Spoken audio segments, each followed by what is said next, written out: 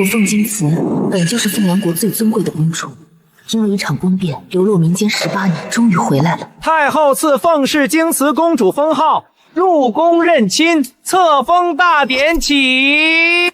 可惜我不是温柔乖顺的女娘，我是从地狱爬回来的恶鬼。陛下，皇后娘娘，朝阳公主在长乐宫上吊自尽了。人现在如何？回陛下，奴才们发现的早，已经救下来了。公主殿下她朝阳险些气绝啊！朝阳，母后，我在宫中本就是碍眼的，谁说的？谁敢说这话？母后就让我走吧。早不上吊，晚不上吊，偏偏挑我册封的时候上吊，还真是好算计。凤姐姐，对不起，都是我不好，姐姐才是正经的皇室血脉，我不过是母后心善报应来的，哪里配住这宫里？朝阳，你胡说什么？你就是我的女儿，谁敢动你父皇？别说了，是朝阳福薄命浅，朝阳，凤京慈，你怎么就不肯放过我的朝阳？难道你真的要逼死他吗？朝阳差点就死了，你都不肯低头给他道歉。他不是还活着吗？你听听他说的，这是人话吗？凤京慈，朝阳是你皇妹啊！母后，他这等冷心冷情的人，哪里会把朝阳当妹妹？父皇就不该把她弄进宫来，一身粗鄙戾气，可人不祥。骂完了，你们别忘了，我才是太后钦定的公主，她算什么东西？胡家！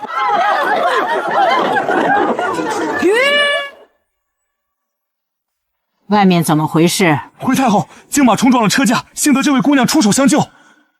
让她过来。民女见过太后。抬起头来，你这张脸倒让哀家想起一个人。你叫什么名字？你这个胎记是怎么回事？民女名叫金慈，胎记是出生就有的。你父母是何人？民女自幼见是孤儿，无父无母，幼时被一位老人家捡回去养大。孩子，这么多年受苦了，哀家终于找到你了。太后，这是什么意思？当年你一出生就遭遇了宫变，哀家还以为你已经离开人世了，没想到还能再见到你。孩子，快上前，叫哀家一声皇祖母。皇祖母，原来我还有家人。凤京慈，你一个半路接回来的野种，也敢在宫中摆架子？要不是你，朝阳怎么会伤心到自我了断？你们还是心太软了，我今天就教教他什么叫规矩。规矩？反了天了！一个乡野来的贱婢，也敢在本宫面前逞凶！贱婢？怎么不服气？你以为进了宫就是金枝玉叶了？我的女儿只有朝阳一个人！母后息怒，姐姐肯定不是故意的。母后，我这前半生当了您的女儿，已经心满意足了。如今就算是死，我也心甘情愿。初来乍到，不懂规矩，让女儿劝劝她。姐姐，只要你愿意和母后皇兄好好相处，我愿意付出一切。朝阳，好一个姐妹情深，还真是母慈子孝，一出好戏。既然如此，我就成全你。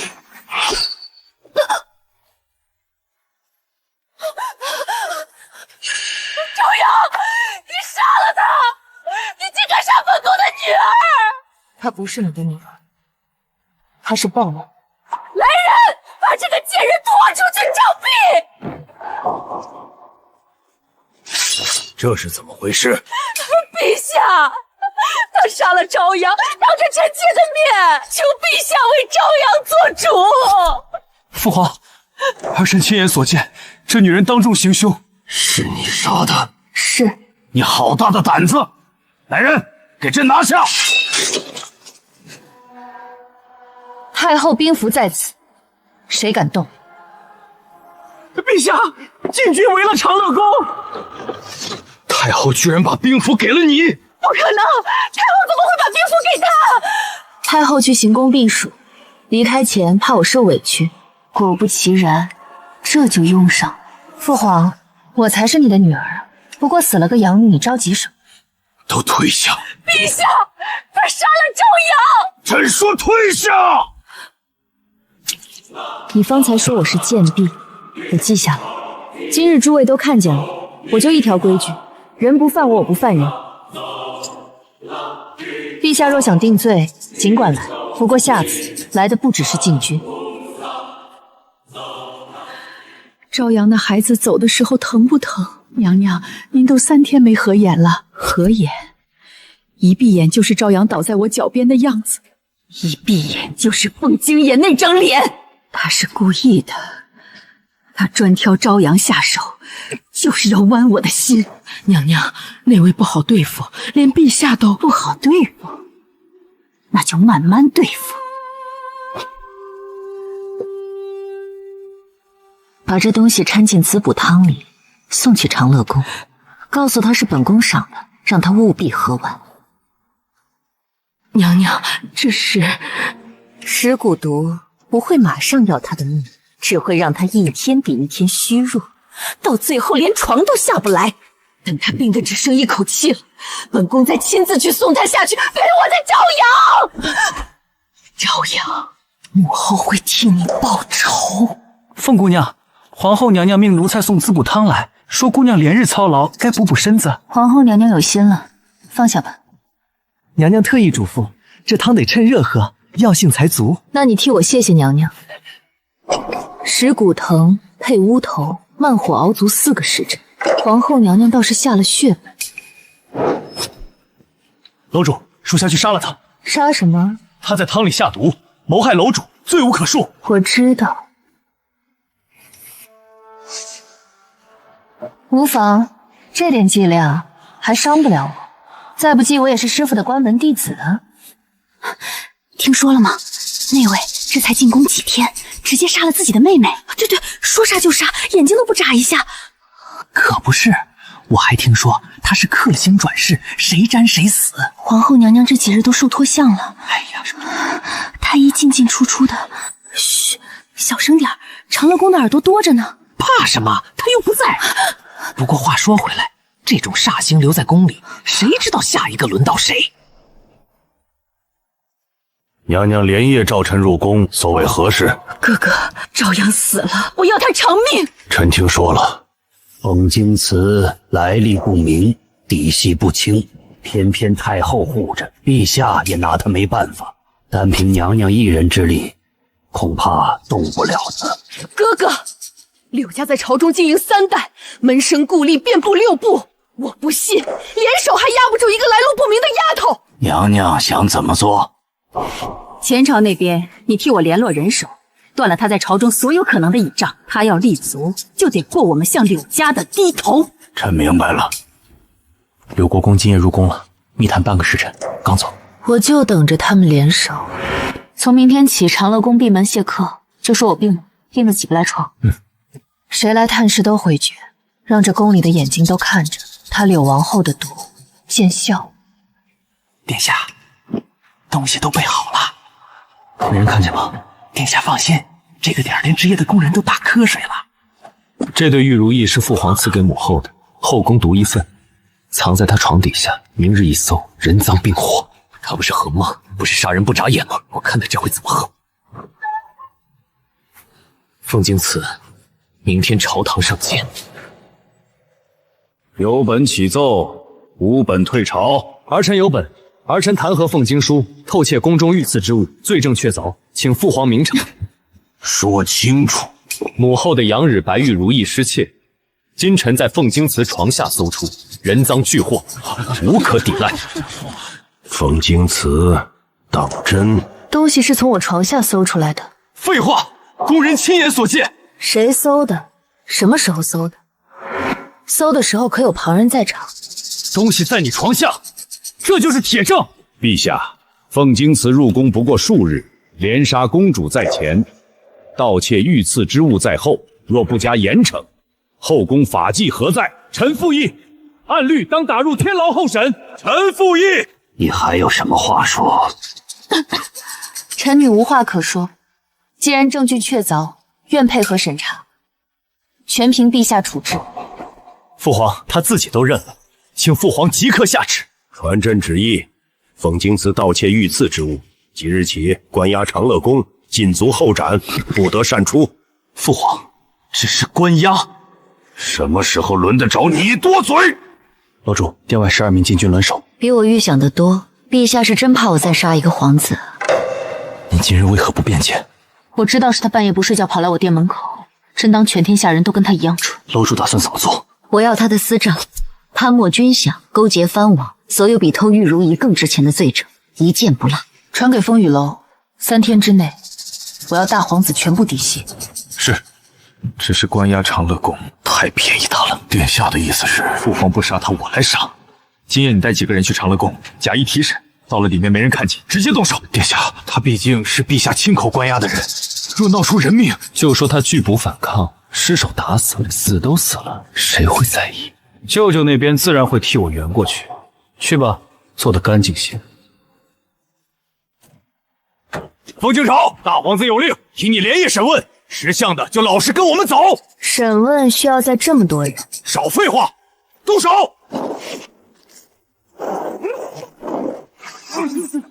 一起上！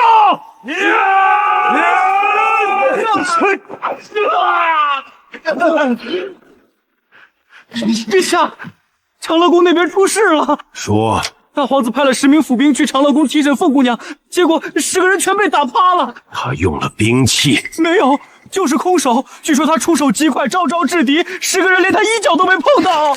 真没想到他藏得这么深。陛下，大皇子那边……上次他杀朝阳，朕以为他只是心狠手辣，仗着太后撑腰。如今看来，他本身的实力就不容小觑。一个流落民间的前朝遗孤，哪来这么高的武功？陛下，要不要加派人手看管？不必，加再多也没用。他要走，长乐宫留不住他，他没走，说明他根本不想走。朕倒是越来越看不透他了。楼主，风雨楼复命，大皇子私吞北境军饷，勾结平阳藩王的铁证，全部在此。账册、密信、人证画押，一应俱全。吞了3年军饷，数目够他死3回了。他栽我偷一对玉如意，自己却贪了几10万两雪花银，这份礼比他的玉如意值钱多了。楼主打算何时出手？天亮之前，让这份东西出现在皇帝御案上。记住，要放在最显眼的位置。是。且慢，他不是喜欢栽赃吗？让他也尝尝被人把罪证拍在脸上的滋味。这是谁送来的？回陛下，老奴不知，昨夜当值的人说，不曾有人进来。混账东西！陛下息怒！传凤锦，立刻给朕滚过来！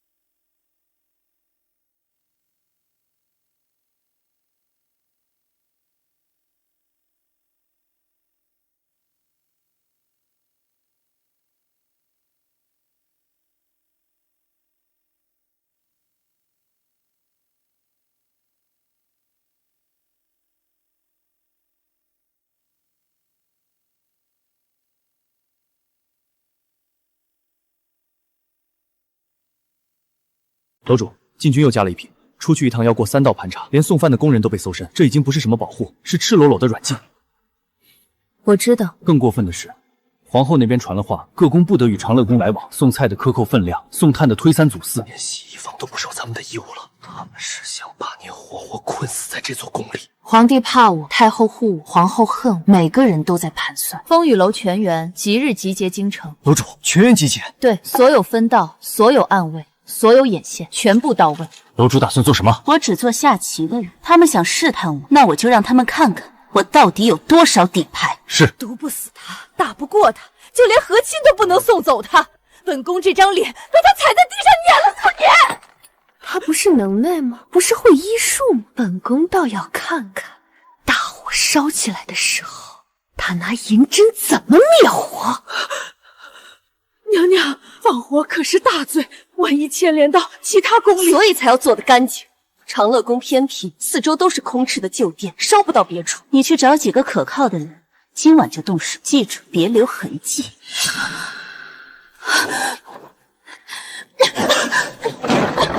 楼主，走水了，四面同时起火，火势极快，是有人浇了火油。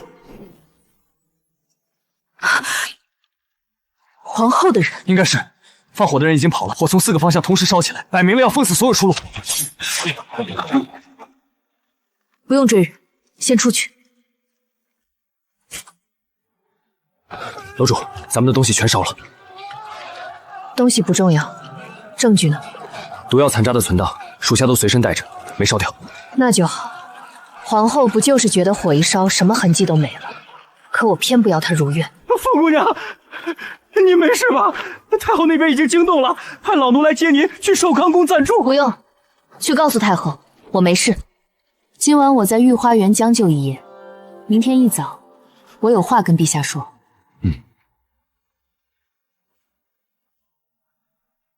昨夜的事朕已知道了，长乐宫走水，朕会派人彻查。不是走水，是有人浇了火油，四面同时点火。陛下，这是放火，是谋杀。你有证据？火烧得这么干净，证据烧没了，但我人还在。陛下，臣女入宫以来经历了什么，您心里清楚。毒、栽赃、禁军围杀，现在是放火，下次是什么？炸药。这是臣女的离宫折子。臣女请求搬去城郊别院居住，远离后宫纷争。朕说过，这件事不准。陛下，臣女不是来请您批准的，臣女是来通知您的。这皇宫我一刻也不想多待，谁放的这把火，谁心里清楚，我心里也清楚。他不就想逼我走吗？我走。但我走之前把话放在这儿，今天我走出宫门是被人逼走的，这笔账我记着。谁欠我，到时候连本带利还。拦住他！陛下，昨天烧的是长乐宫，您确定今天要让御书房也出点什么事吗？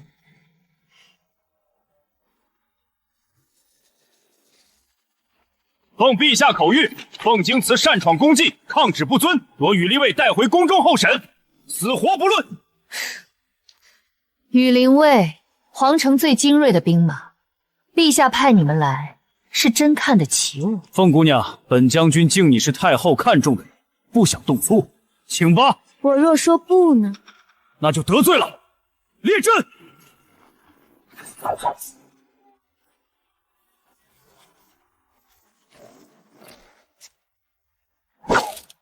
不自量力！红霄，是风雨楼的红霄。江湖上说他一个人灭了岭南3帮。死在他边下的人没有1000也有800，他怎么会在这里？剑谋不长亭，他不是10年不出关了吗？怎么会在皇宫里？铁山，风雨楼的铁山，当年一人镇守风雨楼总道，300精锐攻了3天3夜都没打进去。折扇先生，风雨楼4大护法全到齐了，他们是怎么进的皇宫？慌什么？4个人而已，我们有100个。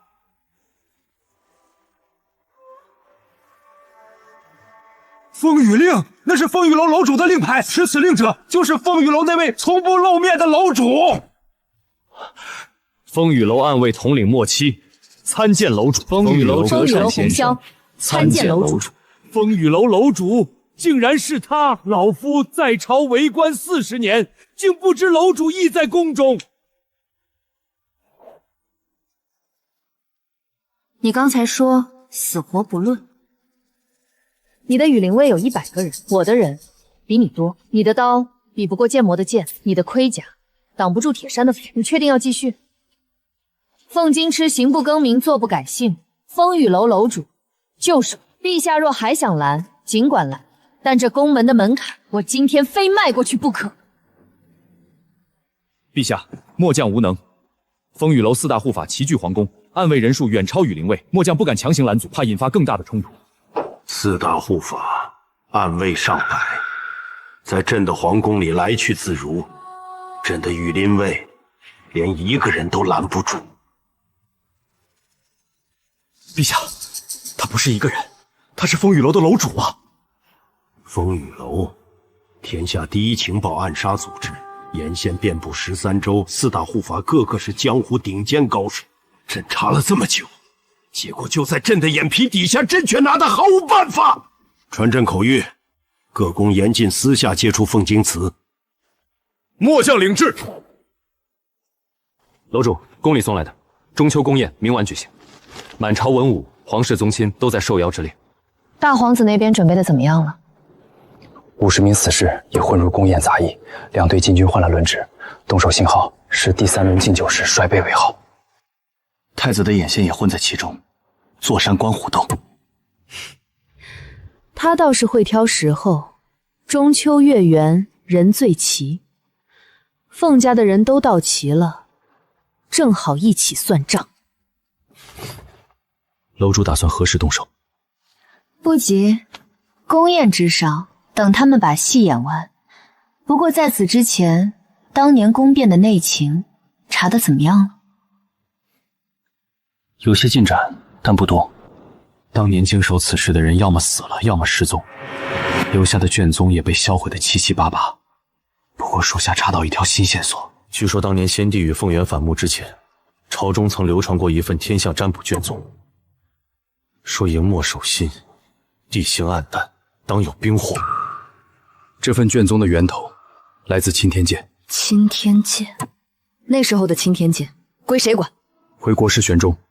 玄尘，这个名字应该不是第一次出现了。皇后当初联络外戚，背后有她的手笔。太子谋士献的策，有几条路数也和他的门生相似。属下派人去查过国师府，但那边守得像铁桶一样，什么也探不出来。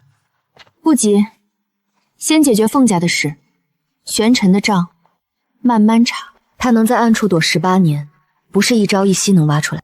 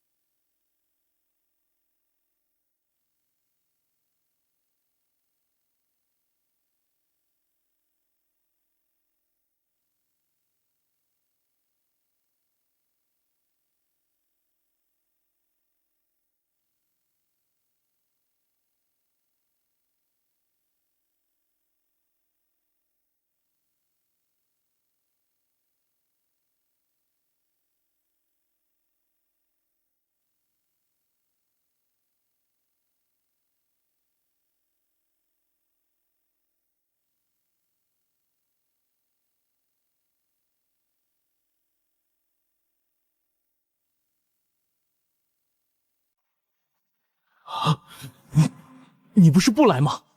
我说过不来吗？我只是来晚了一点，毕竟我准备了一份中秋贺礼，需要好好整理。大皇子殿下的戏唱完了，接下来该我了。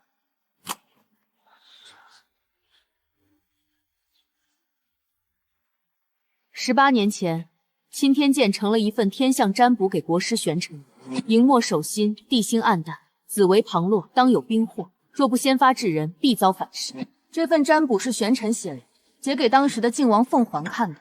凤环看了之后，用了3天，决定杀我父皇。他以为自己是被天意选中的人，可这份占卜底稿上写的清清楚楚，此谶称国师亲月，按国师之意润色。润色，听见了吗，诸位？不是什么天意，是玄尘捏造了一个天意，递了一把刀给一个想当皇帝的人。事成之后，国师与朕共享天下，这是凤岩亲手写。他杀了我父皇之后，第一件事不是登基，是跟玄蛮签了这份分赃协议。这18年你们跪的不是一个皇帝，是玄尘手里的傀儡。这份名单上是当年忠于我父皇的臣子，每一个名字后面都有一个红笔批的斩字。他们被污蔑为前朝逆子，满门抄斩。他们的后人至今不知道父辈因何而死。今天我替他们说，你们的父辈不是逆贼，是忠臣，杀他们的不是天命，是先帝和当今皇帝。这不是真的。大皇子，你的谋反还没开始就结束。你准备了50个死士，想学你父皇当年逼宫。可你漏算了一件事，你父皇背后有玄尘替他善后。你背后有谁？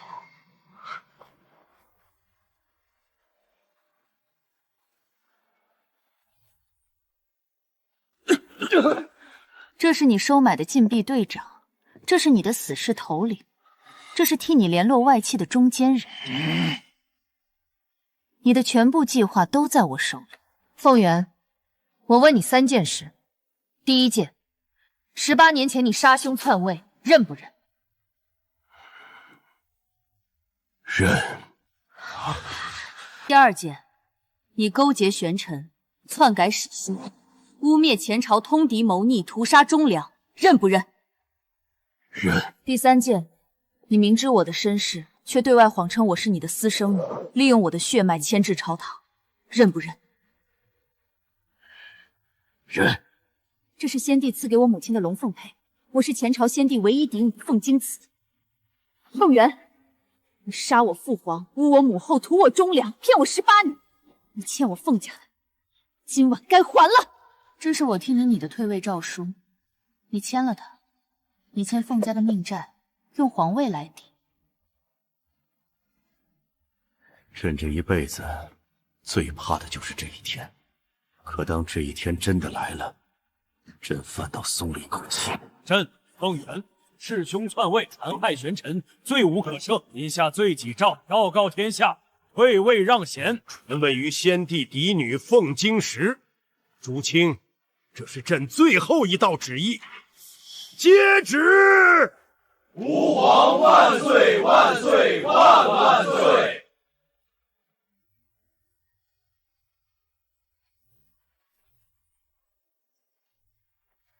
这皇位我接了，但不是今天。陛下，国不可一日无君，朝不可一日无主。您既接了诏书，就该即刻登基呀！你怕什么？怕这3天有人造反，还是怕我不回来了？老臣不敢，只是按祖制，新帝即位不可拖延。祖制？我父皇被杀的时候，祖制在哪？忠良被屠的时候，祖制又在哪？你们当年跪着接凤元的旨意，可曾想过祖制？如今倒想起祖制来了。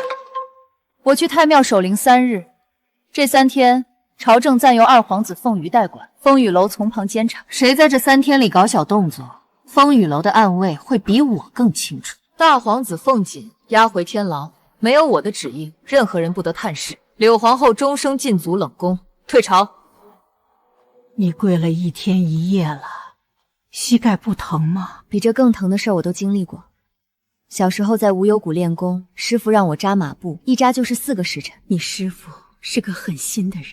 他不是狠心，他是知道如果他不狠心，等我出了谷，别人会比我更狠。事实证明他说的对。你父皇如果还在，看到你现在的样子，会骄傲的。他不会，他会心疼。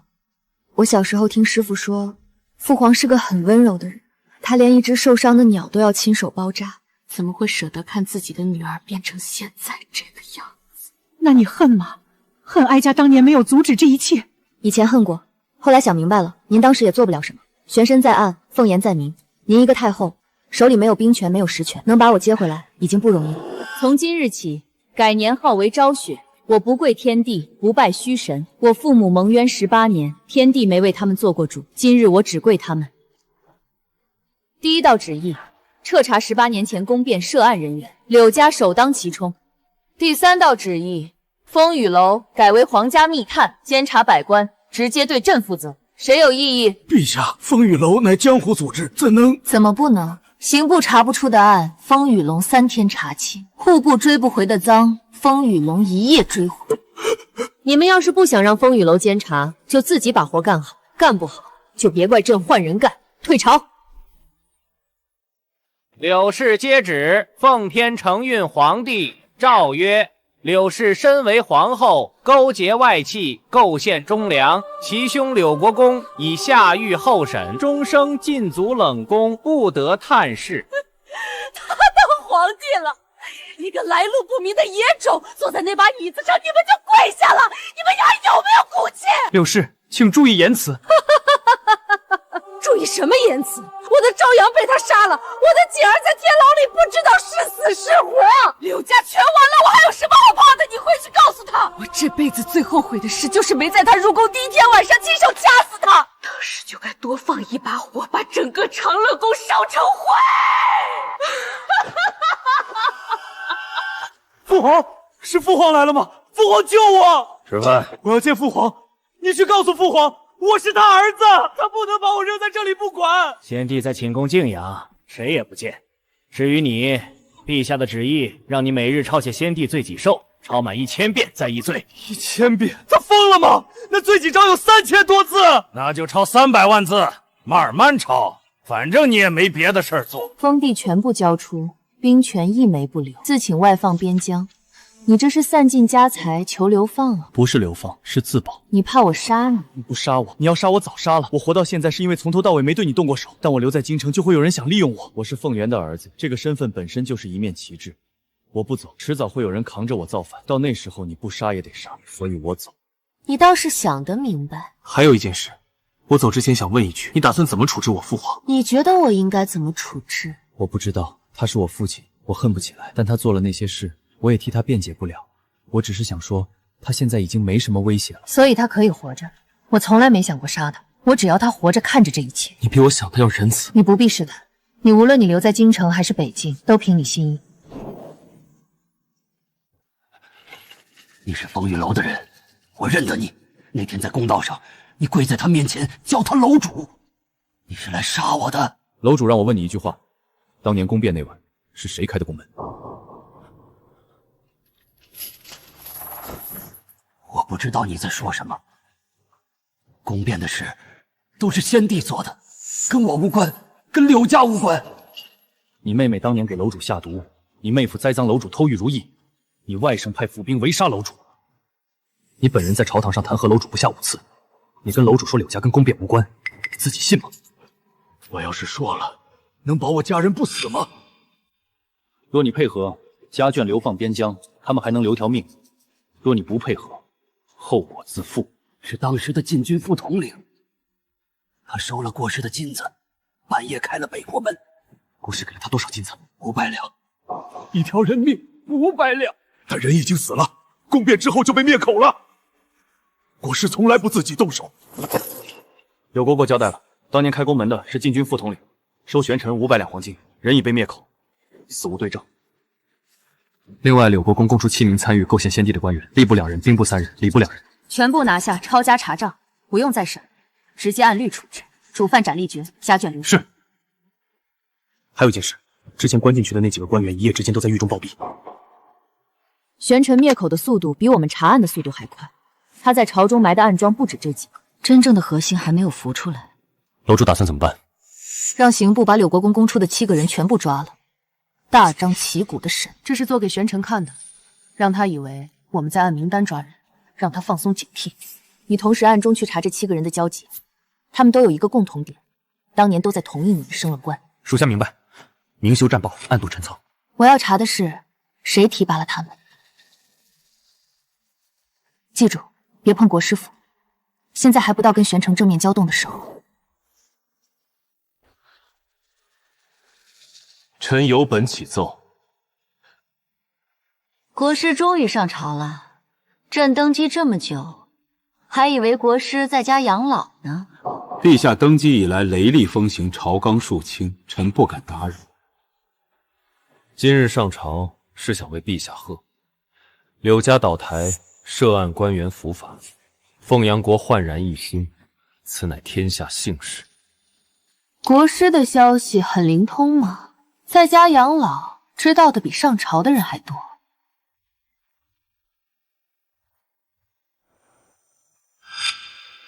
臣虽居家心系社稷，另有一言，不知当讲不当讲。你都站到殿中央了，不当讲也得讲了。近半月来，朝中涉案官员甚多，6部中几乎步步有人落幕，朝堂之上人人自危。臣以为株连不宜过广，若为查18年前的旧案而动摇当下国本，得不偿失。说得好，但朕想请教国师一个问题：你说株连不宜过广，那当年先帝被弑之后，那些忠良是怎么死的？不是一家一家被株连的吗？他们的家眷流放千里，他们府上的下人被冲入教坊司，那就不算株连过广了。那是先帝之过，陛下如今重蹈先帝覆辙，岂非以暴易暴？朕没有诛他们的9族，只是杀了该杀的人，流放了该流放的人。跟当年相比，这已经是很客气的做法。国师若觉得不妥，大可以替他们求情，但求情之前想清楚，替罪人求情的人自己干净了。陛下圣明，臣告退。主上，今日朝堂上他当众给您难堪，要不要给他一点教训？他今天不是给我难堪，是给我警告。他知道这些被抓的官员背后是国师府，只是暂时没有证据。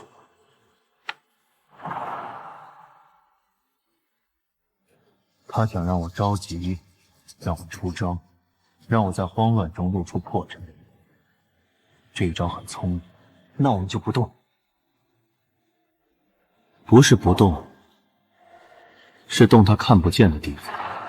他抓的都是明面上的人，我们的根基在地下。传令下去，2个月之内，所有不在明面上的人暂停一切活动。是。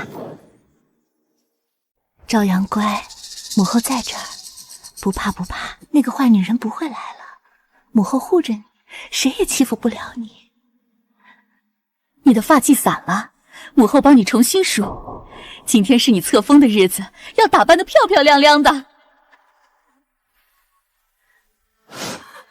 让所有人都看看谁才是真正的公主。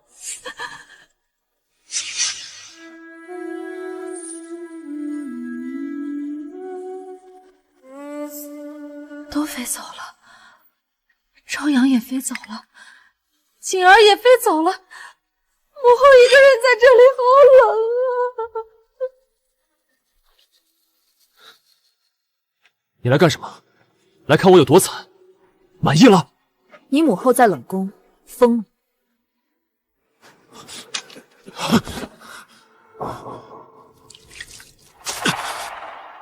你对她做了什么？她疯了，是因为你。从你谋反失败那天以后，她最后的指望就没了。你们欠我一个真相。她给我下毒的时候说那是滋补汤，她放火烧长乐宫的时候说是走水。她这一辈子都在说谎，最后该听一句真话了。你杀了我吧，给我个痛快！不杀，你的命不是我想要的。我要你每天坐在这间牢房里，每天抄你父皇的罪史章，每天想一遍你们母子是怎么一步一步走到今天的。你当年栽赃我偷玉如意的时候，有没有想过有一天自己会被关在这里？你当年派府兵围杀我的时候，有没有想过那些府兵也会反过来指认你？你母后放火烧我的时候，有没有想过她的余生会在冷宫里抱着枕头过？抄满1000遍之前，我不会再来。好自为之。江南红霄的消息，楼主，江南红霄传来消息，他在金陵城外发现一处废弃山庄，人刚走不久，可能性很大。山庄的位置很隐蔽，在密林深处，平时不会有人经过，而且庄内发现了蛊虫的残骸，和之前太后所种缠魂引的蛊虫一致。这就对上了。玄尘的蛊毒需要毒草，毒草产自南疆，但他在江南养毒。金陵是江南重镇，交通要道，玄尘把祭典设在那里，可以同时控制南北两路。金陵知府张贺上个月被江南巡抚弹劾贪墨赈灾2款，他名下有一笔不明资金流向了一家古董铺子，那铺子的老板就是国师府管家的远亲。传令下去，直接都抓了夏大玉。属下明白。另外，京城这边那7名涉案官员都审完了，当年提拔他们的都是同一个人。谁？已故的秦吏部尚书周崇。周崇生前与玄尘要好，周崇有没有后人？有一个儿子在外地做县令。找到他，问问他爹生前跟玄尘来往的细节。是。你最近瘦了，当皇帝比当公主累吧？还好，就是每天听大臣们吵架，耳朵有点受不了。昨天工部和户部为了修城墙的钱吵了半个时辰，最后发现他们吵的不是同一段城墙。你父皇当年也烦这个，他想了2个办法，一个是让他们先写奏折，写清楚了再上朝说；另一个是规定每人发言不得超过1炷香。2个办法都没用。那后来怎么解决？没解决，他忍了，你祖凤也忍了，大家都忍了。当皇帝就是忍各种忍不了的事。那我不想忍，我明天就让人在殿上放3个香炉，谁发言超时就灭谁的香。你这孩子比他们都有主意。说正事儿吧，你今天来找哀家，不是来聊天的。玄尘提拔了一批人，这批人现在都在朝中要害部门，我想清理，但便无法清全身。我需要知道当年为什么那么信任玄尘？因为一封效忠书。玄尘入朝第2年，亲手写了一封效忠书给你祖父，上面写满了南疆移民的忠心，看得你祖父都感动了。从那之后，你祖父就再也没怀疑过他。那封效忠书还在吗？哀家一直收着，就在床头这个紫檀木匣子里。你要看吗？要，不是现在。等我把该清理的人都清理干净，最后再拿出来。搜，蜡烛还有余温，人就在附近，跑不远。上次在江南设伏，害我折了3个兄弟，这次轮到你还债了。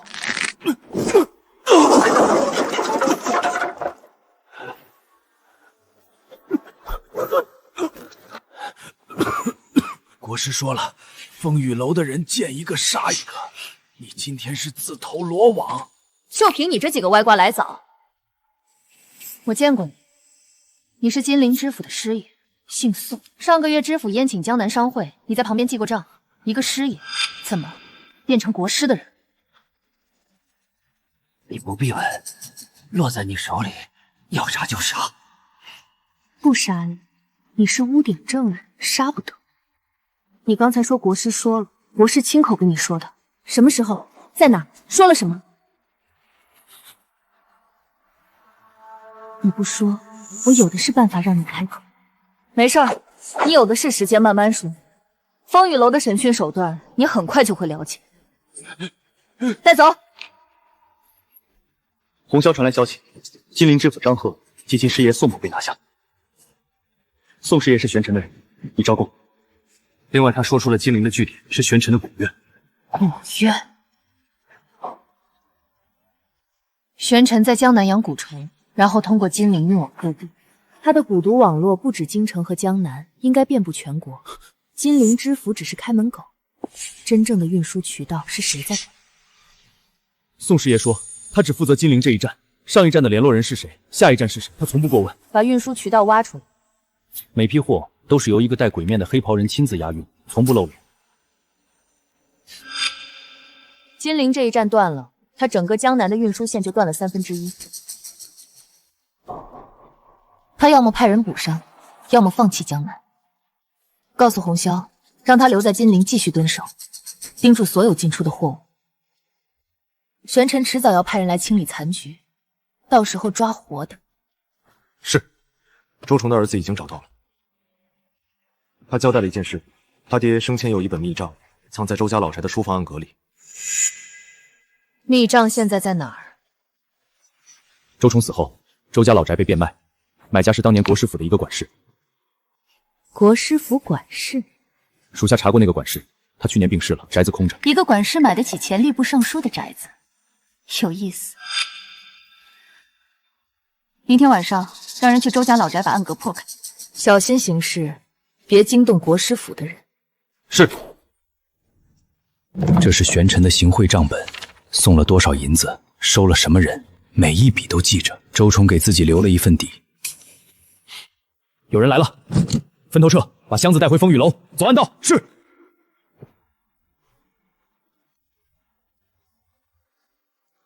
周家老宅果然有人蹲守，是郭师傅的人，不过没有正面交手，我们撤得快，他们没看清脸。玄尘知道周崇有这本账，看看这里面记了什么。布侍郎郎收银3000两，安排山西巡抚；户部中中收银2000两，安排河工肥差；兵部参将收银5000两，安排北境军需。全是买官的记录，涉案人数恐怕不下100人。不止，后面还有几张是玄尘单独记的。这10几个人名旁边都标了一个蛊字，这是他下蛊控制的人，不是用钱买的，是用蛊毒控制的。这些人现在还活着吗？有些人可能已经死了，像户部尚书一样被灭口了，但总有几个还活着的。只要找到其中一个，就能证明玄尘用蛊毒控制朝廷命官，这就是铁证。楼主打算从谁查起？不急，这份名单很长，一个一个查会打草惊蛇。先把明面上跟柳家有关的清理干净，把玄尘的党羽逼到一个窄圈子里，等圈子里只剩下这份名单上的人，我们再一个一个收网。是。周家老宅的暗格被破了，账册被拿走了，谁干的？属下无能。蹲守的人说对方身手极快，没有看清脸。不是没有看清脸，是不敢说。说出了那个名字，我让你们去跟风雨楼正面交手，你们打不过4大护法，连一个暗卫统领都拦不住。这本账册落在那女人手里，意味着一件事，她手里有了名单。主上，要不要提前灭口？晚了，他拿到账册第一时间就会把名单上的人盯死。你现在去灭口，等于往他手里递人头。时间够吗？他拿了名单，但他需要时间一个一个彻查。在他查完之前，我们还有时间。够。他现在手里有2份名单，一份是柳家余党，一份是账册上的。他会先清理柳家余党，再来动账册上的人。这中间就是我们出手的机会。除夕将至，正是1年里最好的时机。属下明白了。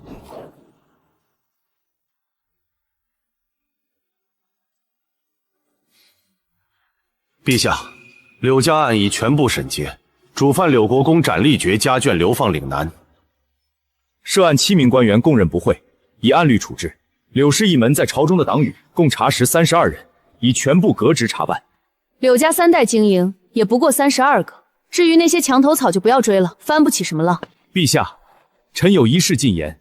近来朝中涉案官员甚多，6部空缺不少，政务运转已受影响。臣以为当务之急是填补空缺，选贤任能，以稳朝纲。你说的对，人选呢？臣举荐国祖县祭酒之子，此人学富五车，品行端正，可为户部主事。国祖县祭酒是谁的门生？是国师的门生。有本事就参加春卫，考进来。陛下圣明，只是春卫尚早，各部缺员实在严重。缺员就暂由副手代理，实在不行，从地方上调。寒门出身的有本事的，优先录用。若是你们干不好，朕不建议全部换一批。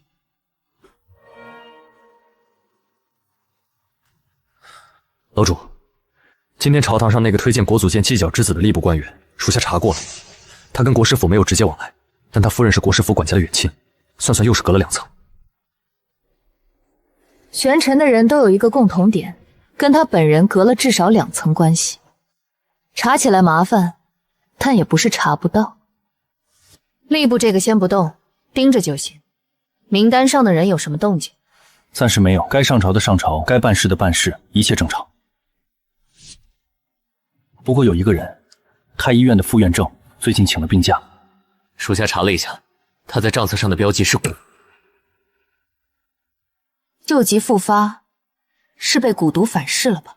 玄环的蛊毒需要定期服用解药，金陵的蛊院被端了，他手里的解药断了供应，不用我们动手，玄环自己的人会一个一个出问题。要不要派人监视太医院？不用监视，直接让他来见我，就说朕身体不适，请他来看看。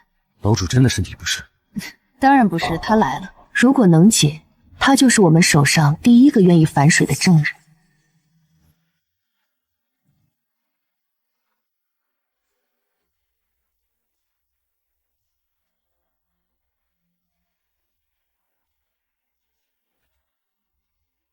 我只是在等你把所有注意力都放在棋盘上，忘了看棋盘之外的东西。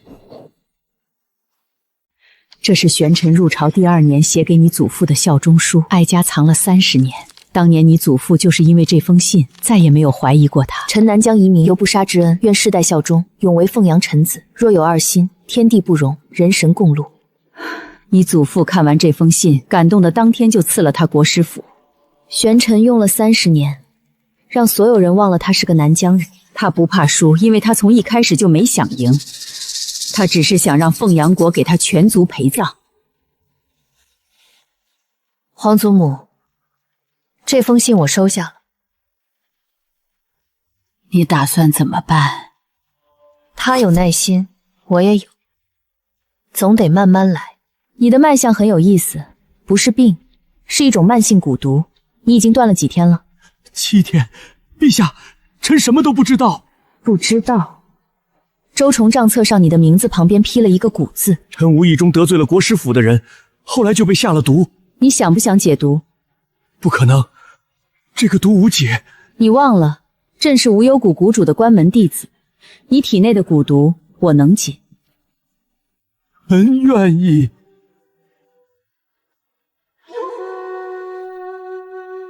楼主，太医院那位已经安排好了。洪轩说有一批年货从江南运往京城，这批年货应该是他最后的底牌。二皇子风玉传书说，玄尘曾派人去北蛮谈过合作。除夕夜在宫宴上，让他把所有底牌都亮出，我陪他下完这盘棋。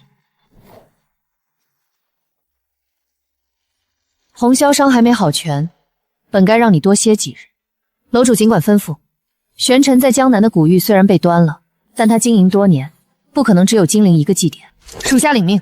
不过楼主，金陵师爷招供时提到过内八堂，内八堂应该是玄尘在朝中的核心暗桩。洪潇去查江南外八堂，末期不尽在清查内八堂。铁山坐镇总舵，顾长亭去漠北，折扇先生留守京城。是。你体内的蛊毒已经清了70%，现在可以告诉我了，玄尘让你做什么？他要我在除夕宫宴之前，把一味药混入防疫药包中，和龙髓香混合会产生致幻效果。致幻？然后呢？他趁乱做什么？从不透露整体计划。药包你按他的要求放，但里面的药换成面粉，他要置换，我给他戏法。陛下救命之恩，臣万死不辞。等除夕那晚，我会告诉他，他安插在太医院12年的棋子，早就不姓玄了。副总，庄内有30人左右，轮班巡逻。东厢房堆满了木箱，应该是货物。金铃断了之后，玄尘把剩下的存货都转移到这儿，30个人守一个仓库，里面的东西绝对不止蛊虫。你们从西墙潜入，摸清木箱里装的是什么，我在正面盯着，有动静就放信号。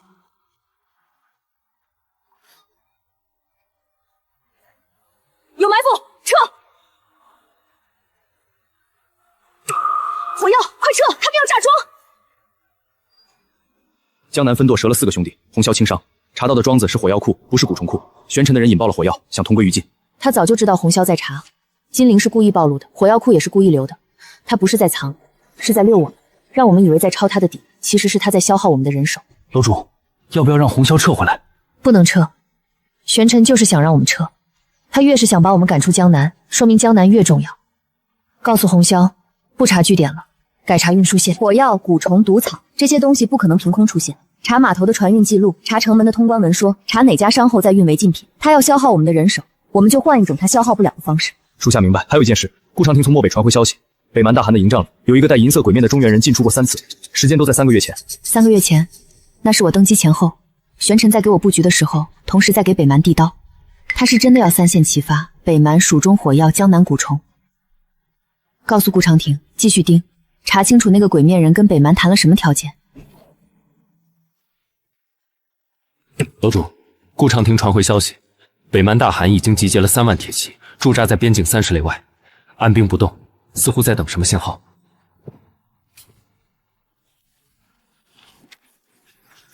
另外，那个鬼面人最后一次出现在北蛮是2个月前，之后再也没有出现过。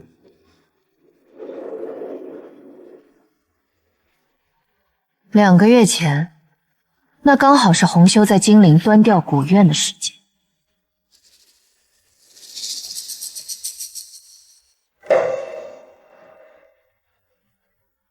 玄尘把最后一批货送去了北蛮，然后把人撤了。他知道江南会暴露，所以提前把重心转移到了漠北。他给北蛮的条件应该不是普通的财物或领土，北蛮铁骑不缺钱，也不缺地盘。那缺什么？缺中原的武器。北蛮冶铁落后，刀剑靠掠夺补充。玄尘是南疆王室后裔，南疆盛产精铁。那北蛮为什么不直接出兵，还在等信号？因为玄尘不敢让北蛮先动，他要等除夕之夜京城大乱，然后北蛮趁虚而入。京城一乱，边轩空虚，3万铁骑可以直捣北境，所以除夕宫宴才是关键。玄尘所有的棋都压在那一晚，只要宫宴不乱，北蛮就不敢动。所以现在不是防北蛮，是防除夕。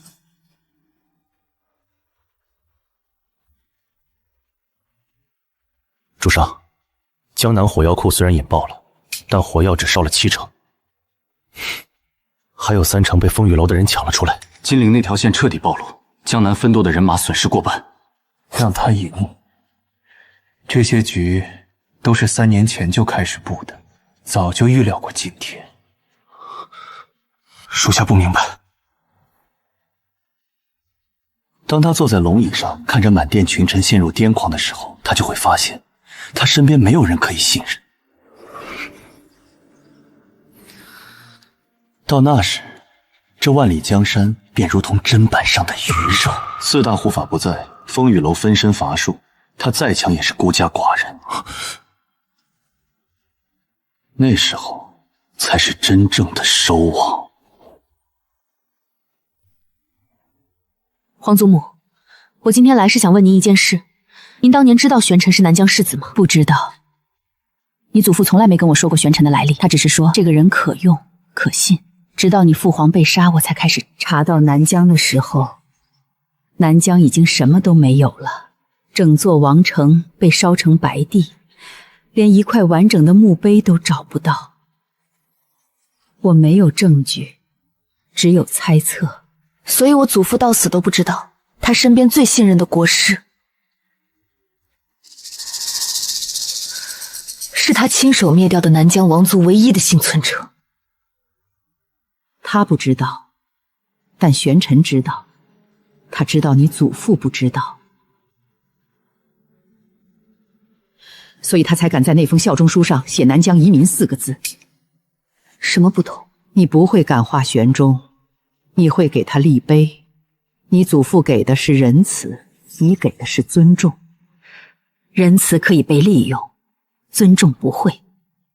这就是为什么玄身在你面前比在你祖父面前更危险，也更脆弱。你来了1个月了，风雨楼查到了什么？北蛮大汗帐中曾出现一个中原鬼面人。3个月前开始，北蛮从黑市购入大量精铁，精铁产地是南疆，玄尘用南疆的铁换了北蛮的3万铁骑。条件应该不是在除夕出兵，应该更早。不是除夕，那是什么时候？我截获了一封密信，北蛮的内部信，送信人已经死了。信上只有8个字：京城火起，铁骑南下。所以他在等除夕宫宴那晚，他在京城放火，北蛮看到火起就出兵。我们提前把这封信的内容传回京城，让陛下有了准备，玄尘的计划就落空了。已经传回去了。但还有一个问题，北蛮3万铁骑已经集结，即便没有信号，他们迟早也会动手。我们需要的不是等信号，是让北蛮主动放弃出兵。你在这里守了这么久，你知道北蛮最怕什么吗？怕冬天。草原冬天雪入冬，3尺马匹断粮。今年为了等出天玄尘的信号，他们耗到了深冬。再等下去，他们的战马会饿死。那就再熬他们几天，拖到马饿死，他们就只能退兵。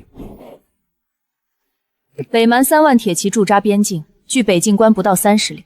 顾长廷与二皇子已探明，北蛮是受玄冲挑唆，以精铁武器为交换条件，准备在京城大乱之日趁虚南下。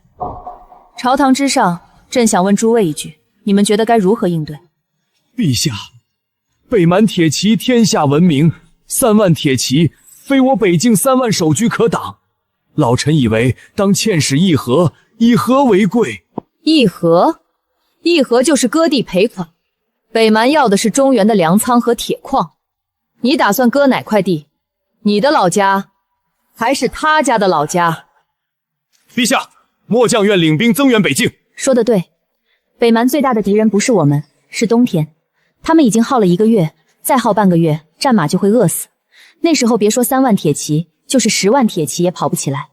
传朕旨意，北境守军坚守不出，日夜轮班擂鼓，做出大军压境的假象，同时派轻骑绕到北蛮后方，烧他们的草料，一捆草料都不要留。末将领旨。还有一件事，从今日起，京城禁军全部换防，轮值排班由风雨楼统一调度，违禁品一律扣留，可疑人等一律拿下。除夕将至，朕不希望京城的年味被火药味冲。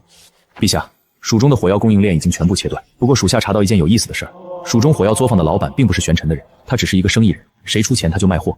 但3个月前买走最大一批火药的买家留下的地址是假的。属下追了这条线索很久，最终查到买家的真实身份。是谁？京城粮商赵万两，他的粮仓在京郊，占地100亩。属下派人探查过，粮仓里堆的不是粮食，是木箱，箱子里装的是什么没法靠近看，但数量极大。京城粮商，玄尘把火药藏在京城郊外的粮仓里，他要在除夕那晚炸的不是边关，是京城。那批火药如果全部引爆，能炸平半个皇城。折扇先生，你今晚带风雨楼的人去那个粮仓走一趟，不要硬闯，先摸清火药的数量和守卫的布防，回来后我们再做计划。属下明白。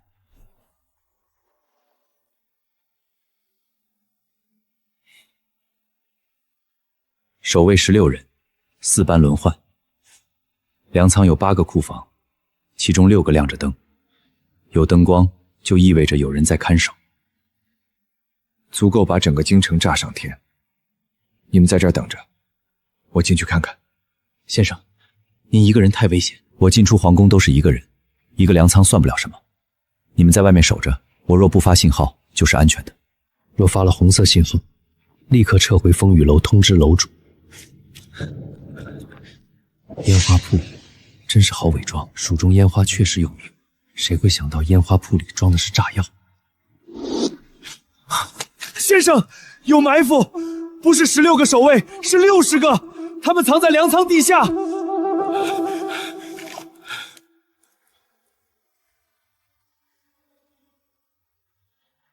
抱歉，陛下，属下打草惊蛇了。不是你打草惊蛇，是他早就布好了蛇。16个守卫是诱饵，60个伏兵是陷阱。玄环知道风雨楼在查火药去向，故意把火药囤在京郊最显眼的地方，等我们去送死。还有一点，那批火药确实是蜀通产的，但数量不对。每个库房大约20箱，6个库房就是120箱。这点火药炸不了整个京城，最多炸掉2、3条街。玄尘的目标不是京城，炸京城只是幌子，他的真正目标是宫宴。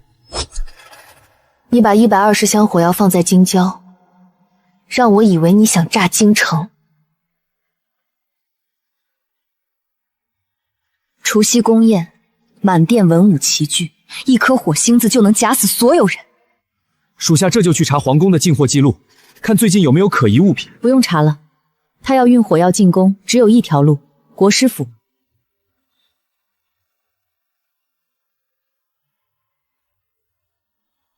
国师府有一条直通宫内的密道，是当年我祖父赐给他的特权，方便他随时入宫。这条密道就是玄尘真正的底牌。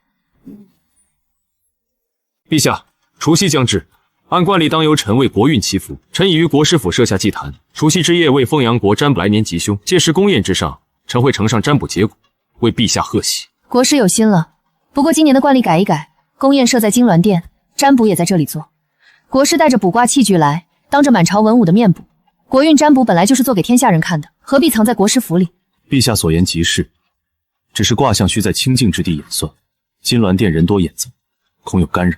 朕在旁边给你屏退闲人，专门腾出一间偏殿给你演算，清静够了吧？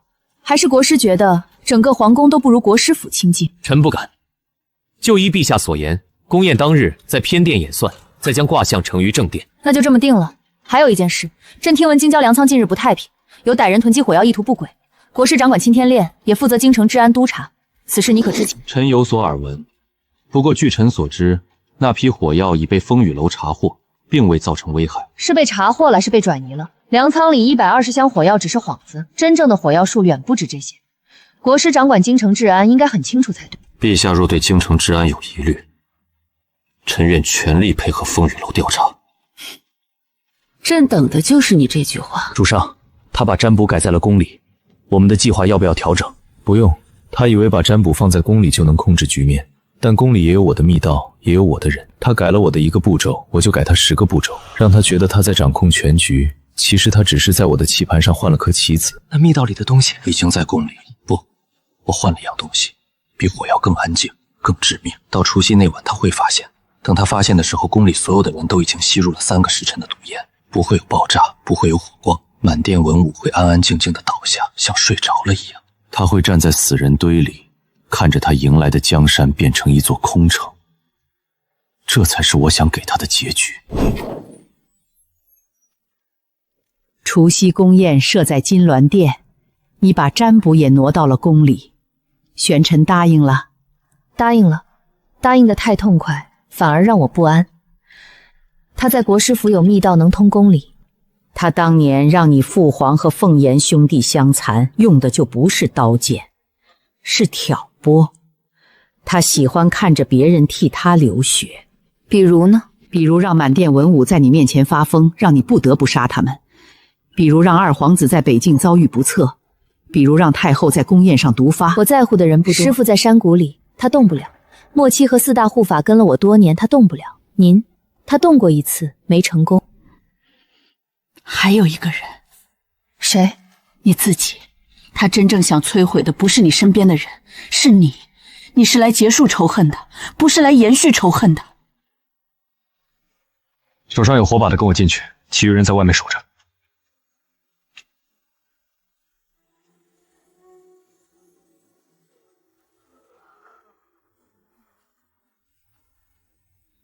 这是蛊毒，他把蛊毒冻在冰里，冰化后蛊毒会挥发到空气中，无声无息的释放。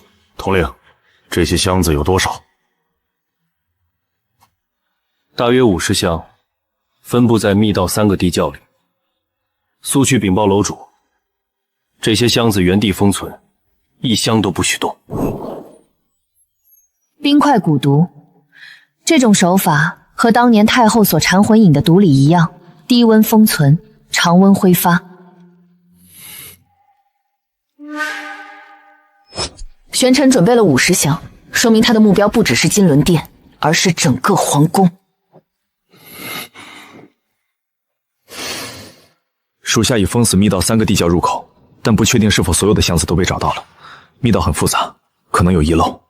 陛下，属下有一个想法。说，玄尘的毒烟需要温度才能挥发。现在是寒冬，宫里各殿都烧着地笼，如果把宫宴改在一个不烧地笼的地方，温度不够，蛊毒挥发不了。或者，我们给他换一换箱子。说下去。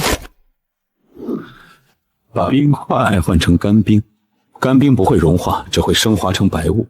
当玄尘以为蛊毒在扩散的时候，他看到的白雾其实是干冰。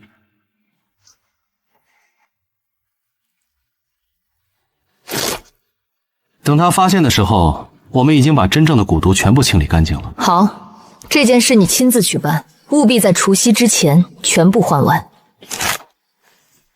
末期继续查密道，把所有岔路都探清楚，不能留死角。还有一件事，派人去国师府蹲守，玄尘这几日一定会有什么动静。他现在有2条路可以进宫，一条是密道，被我们堵了；一条是明路，他要进宫就得走宫门。盯住他，看看他带什么东西进来。是。主上，密道地窖的箱子被发现了。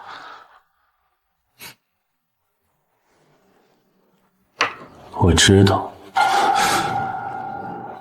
您不意外？我故意放的。那些箱子在密道里堆了3天，就等着他发现。他知道密道里有蛊毒，就会把所有精力放在密道上。他会派人清空密道，更换箱子里面的东西，把皇宫内部防得水泄不通。然后他就会放心了，他会觉得已经找到了我的底牌，已经破了我的局。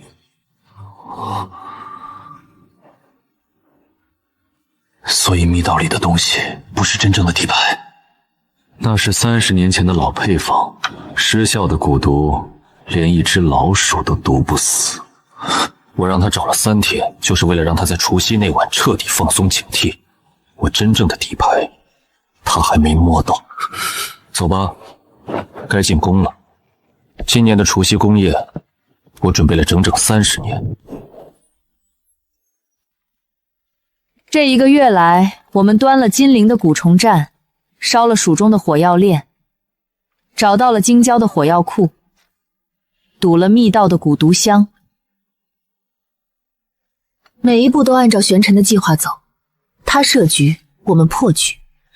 但太后提醒过我，玄尘的手段从来不是硬碰硬。楼主的意思是，我们查到的东西可能都是障眼法？不是可能，是一定。江南据点是诱饵，京郊火药是诱饵，密道蛊毒也是诱饵。他为了我3个月的诱饵，让我一步步建立信心，让我觉得自己掌控了局面，防住了所有角落，然后他会在除夕那晚给我看真正的底牌。那真正的底牌是什么？不知道，可能是我们防不住的东西，也可能是我们防不到的人。但不管是什么，我都要让他知道，他在溜我的同时，我也在溜他。他在等除夕，我也在等。他要我放松警惕，我就让他以为我放松了。30年前，你跪在我祖父面前写下这封信。30年后的春熙，你要在金轮殿上给我看结局。但你算漏了一件事，你是从地狱里爬回来的恶鬼。再等等，很快就是除夕了。陛下，寝宫那边传来消息，凤元突发心急，太医正在抢救。严重吗？太医说怕是熬不过今晚，让太医用最好的药，尽全力救。是。楼主，凤岩要是真死了，玄城会不会借题发挥？毕竟他是先帝，除夕夜先帝驾崩，传出去对朝局不利。他不会死，不是因为他命大，是因为玄尘不会让他现在死。那太医说熬不过今晚，你去太医院走一趟，让傅院正亲自去寝宫守着。他是我的人，知道怎么做。另外，把凤元的病危消息压住，一个字都不许传出去。是。楼主，您的意思是，凤元的心急可能不是意外？不是意外，是玄尘的手笔。他让凤环病危但不死，就是为了给半个月后的宫宴多添一层变数。一旦宫宴上出了什么乱子，凤环在寝宫的消息就会被人放出去，朝堂上2件事同炸开，我就分身乏术。他在试探我的反应，我更在乎宫宴，还是更在乎凤环的命？既然他想试探，就让他试探个空。属下明白。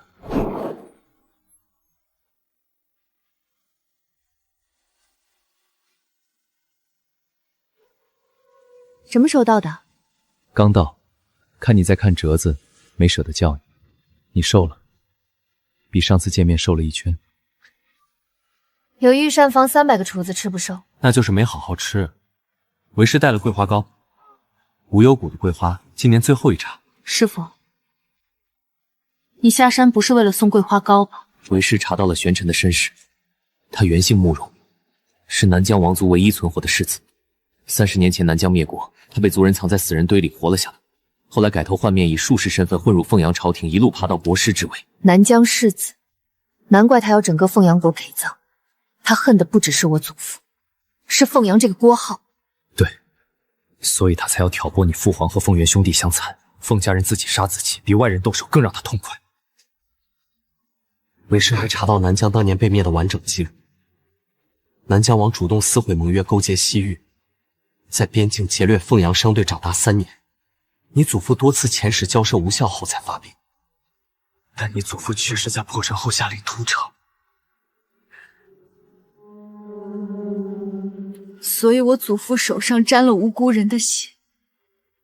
玄尘的恨不是凭空而来，但他把这恨撒在了不该撒的人身上。你父皇幕后从来没有参与过屠城，他杀他们不是为了正义，是为了让凤家断子绝孙。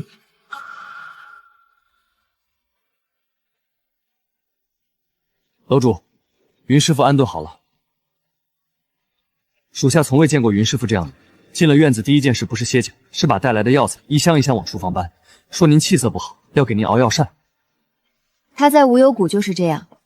我的事你不用操心。说正事，玄环是南疆世子这件事暂时不要外传，朝中还有他的暗桩，打草惊蛇就不好办了。属下明白。另外太后那边传话说想见你，属下看太后的意思，似乎也跟南疆旧事有关。太后那边我明日去。你去查一件事，当年先帝身边有一个贴身侍卫，宫变之后下落不明。如果他还活着，现在应该在谁手里？楼主怀疑这个侍卫还活着？不确定。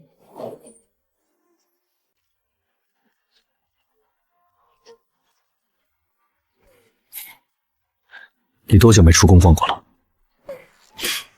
登基之后就没出来过，今天是第一次。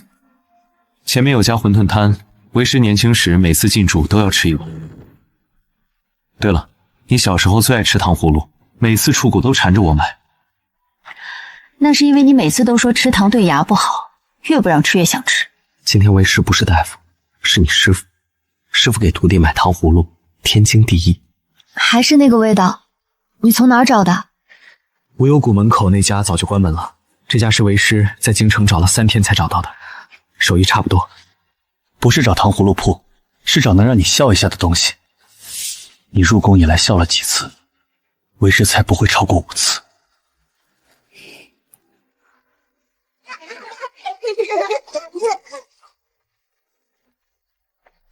等等，你小时候不吃辣，现在口味变了没有？没变。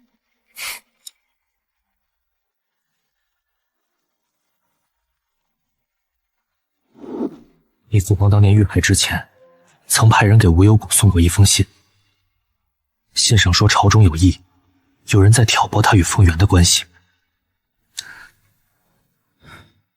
他怀疑是国师身边的人，但没有证据，问我能不能以行医之名进京帮他暗查。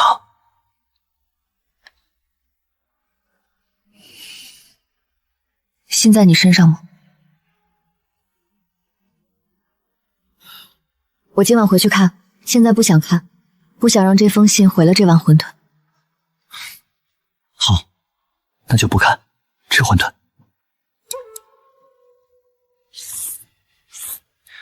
为师记得你小时候能吃2大碗，不知道现在饭量有没有长进？你那碗馄饨都快凉了，先管好你自己。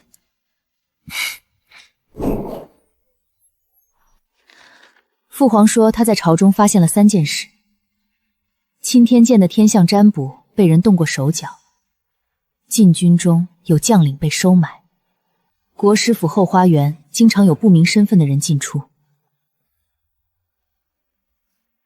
他查到了这些，却没来得及查出背后的主使。他缺的不是时间，是证据。你父皇是个讲规矩的人，没有铁证，绝不动国师。玄尘就是利用了这一点。你父皇一直在查，一直找不到铁证，查着查着就把自己查死了。我不会讲规矩，所以你还活着。你父皇在宫里忍了3年，你在宫里忍了3天就杀了一个公主。你比你父皇清醒，知道朝中有问题，却还在等证据。你没等，先动手再找证据。这世道，讲规矩的人死在规矩上，不讲规矩的人活到最后。为师不是夸你，是心疼你，心疼你一个人在宫里撑了这么久，没有人能替你分忧。现在你来了。对，为师来了，所以从今天起你不用一个人撑了。皇祖母，南疆灭国的事您知道多少？全部。你祖父当年决定屠城的时候，哀家跪在他面前劝过，他说南疆王族必须死，不死就会卷土重来。他错判的不是南疆王的野心，姜王确实该杀。他错判的是一个10岁孩子的恨能活多久。30年了，那个孩子的恨还没死，不仅没死，还亲手毁了你父皇。玄尘这30年做的事，是你祖父当年那一刀没砍干净的代价。我打算在南疆故田立一块碑，刻上所有能查到的亡者姓名。你祖父不会同意。他死了，现在是我做主。那就去做，但立碑不是为了赎罪，你祖父欠的债不该你来还。我知道，你要还的是你自己想还的那一份，给那些无辜的人一个名字，一块石头，一个可以祭拜的地方，不为愧疚，只为公道。可你知道，杀人容易，收人难，你却偏偏选了难的那条路。楼主，能查到的名字都在上面了，查不到的留了空白。消息已经放出去了，南疆故地立碑的事，最迟明天就会传到京城。他一定会来，不是为了谢我，是为了亲眼看看我到底玩什么把戏。他不信任何人，只信自己的眼睛。碑上的名字，第一个是我父亲。你让人把他的名字刻在碑上，是想告诉我什么？告诉我你有多仁慈？不是，是想告诉你，我知道他是谁。南疆王慕容烈撕毁盟约，勾结西域，劫掠凤阳商队3年，屠戮边境百姓2000余人。他该死。但碑上不止他的名字，还有你母亲、你2个妹妹、你全族。他们没有劫掠商队，没有勾结西域，他们是无辜的。所以我给他们也刻了名字，功过分开，这是我能做的全部。你以为立一块碑就能让我放下仇恨？悲能克字，也能推风。30年的恨，不是一块石头能消的。我知道，所以我没打算让你消恨。这块碑只是告诉你一件事：我祖父犯的错，我认。但你杀我父母的事，你也赖不掉。我不会替他抱歉，你也不配替你族人辩解。我们之间只能有一个结果：你的恨我消不了，我的仇你也挡不住。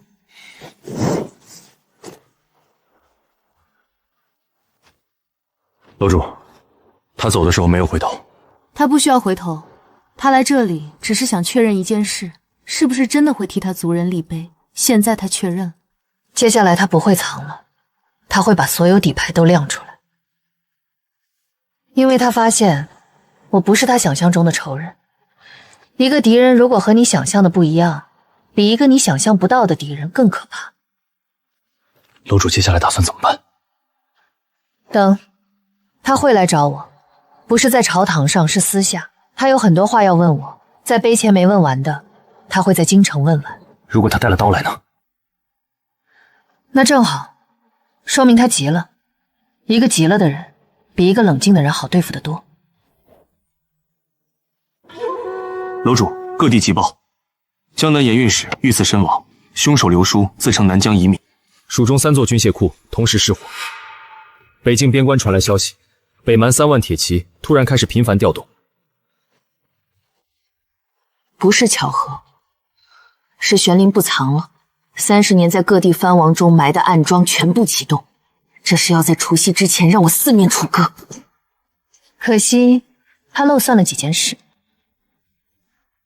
蜀中军械库是空的，火药早就被折扇先生泡了水。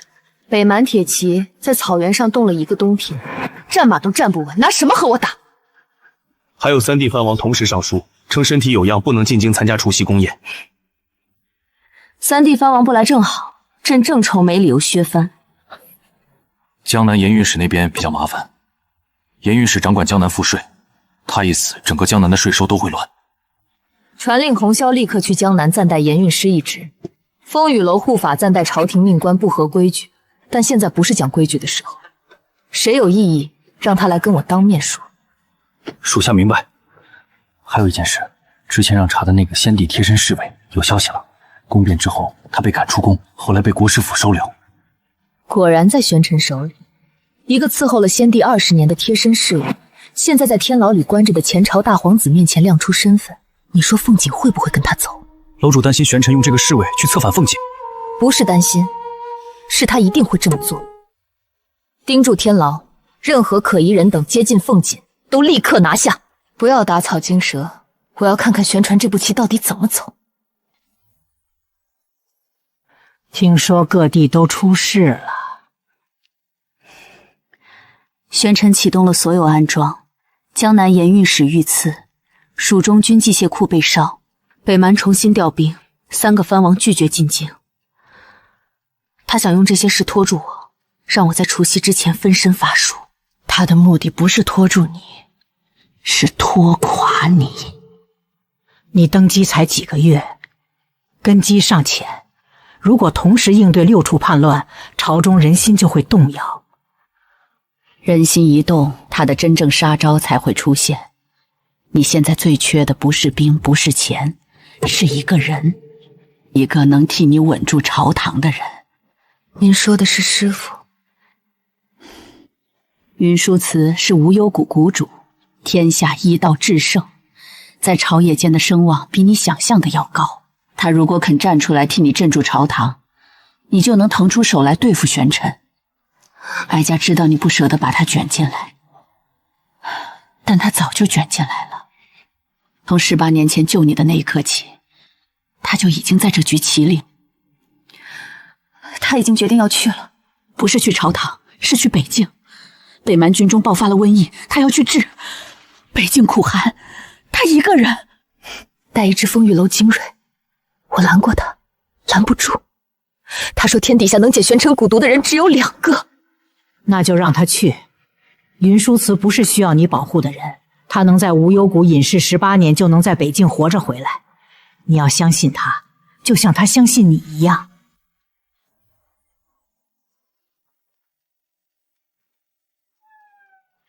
陛下驾临寒舍，臣有失远迎。别装了，先前你没说完的话，现在可以说了。我父亲撕毁盟约，勾结西域，劫掠边境，屠戮百姓。你祖父杀他，我没有怨言。但我母亲和2个妹妹，一个7岁，一个5岁，他们死在乱军之中，难道不无辜吗？所以你要让整个凤阳国陪葬。你祖父屠了我的城，我就要屠他的国，这很公平。公平？多可笑！你派人在江南刺杀盐运使的时候，有没有想过盐运使也有妻儿？你在蜀中烧军械库的时候，有没有想过守库的士兵也有家人？你复仇的方式和你祖父的屠城有什么区别？从10岁那年从死人堆里爬出来的时候起，我就已经死了。其他人都死，和我有什么关系？既然如此，你我无话可说。楼主，谈得怎么样？谈崩了，风雨楼所有人取消休假，4大护法全部回京。属下遵命。太后提醒过我，她擅长利用人的感情，越在乎什么，她就越会从那里下手。楼主最在乎的是云师傅，所以她一定会对师傅下手。师傅明天启程去北京，你亲自护送他出城，带够人手，一路上不许任何人靠近他的马车。楼主放心，风雨阁的暗卫会随行在云师傅身边。不行，我还是不放心，要不我劝师傅不去了吧。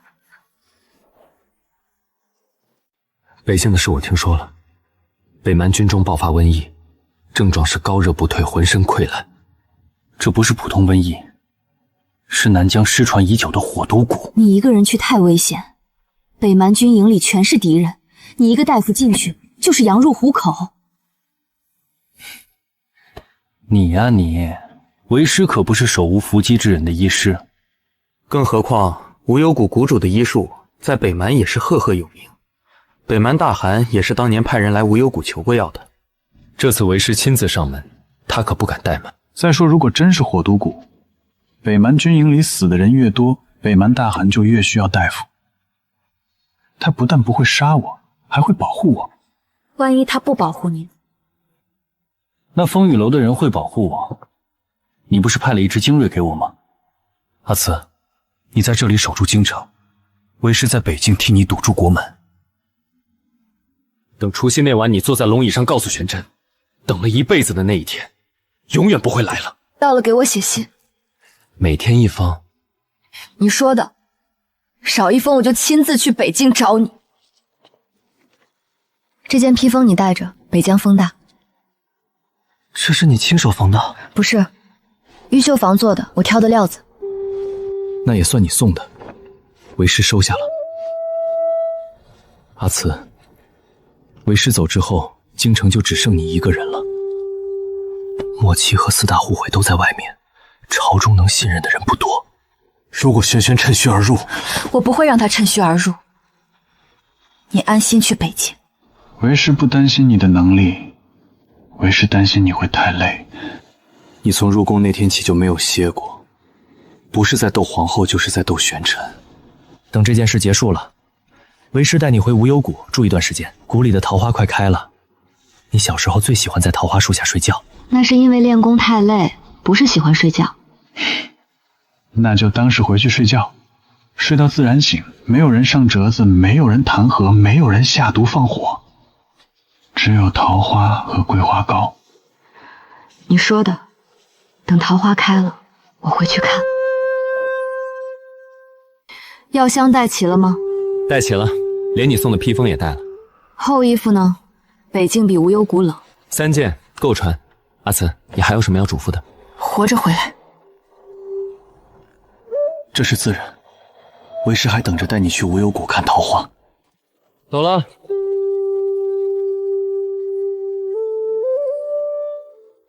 楼主，云师傅走远了。我知道，派人暗中跟着，不许被他发现，也不许离太近，遇到危险才能出手。他这个人最讨厌被人跟着，但不跟着我不放心。属下已经安排好了，2批人轮流跟，不会被发现。另外，天牢那边有动静，昨夜有人试图接近凤锦的牢房，被暗卫挡了。那人跑了，但暗卫认出了他的脸，是先帝当年的贴身侍卫。果然是他，玄尘手里这把旧刀终于要用了。传令下去，天牢的守卫再加1倍。那个侍卫要再靠近，直接拿下，不用活口。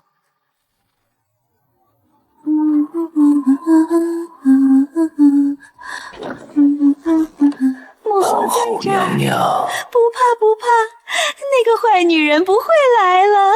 娘娘，我是先帝身边的侍卫，我来接您出去。出去？去哪里？朝阳不在这里，我要找朝阳。朝阳公主在江南等您，国师说了，只要您愿意配合，他会送您去江南和朝阳团聚。您只需要做一件事，除夕宫宴上把这个放在太后的酒杯里。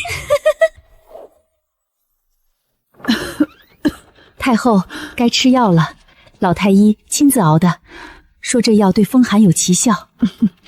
大过年的还要你跑一趟，辛苦了。太后言重了，这是老臣的本分。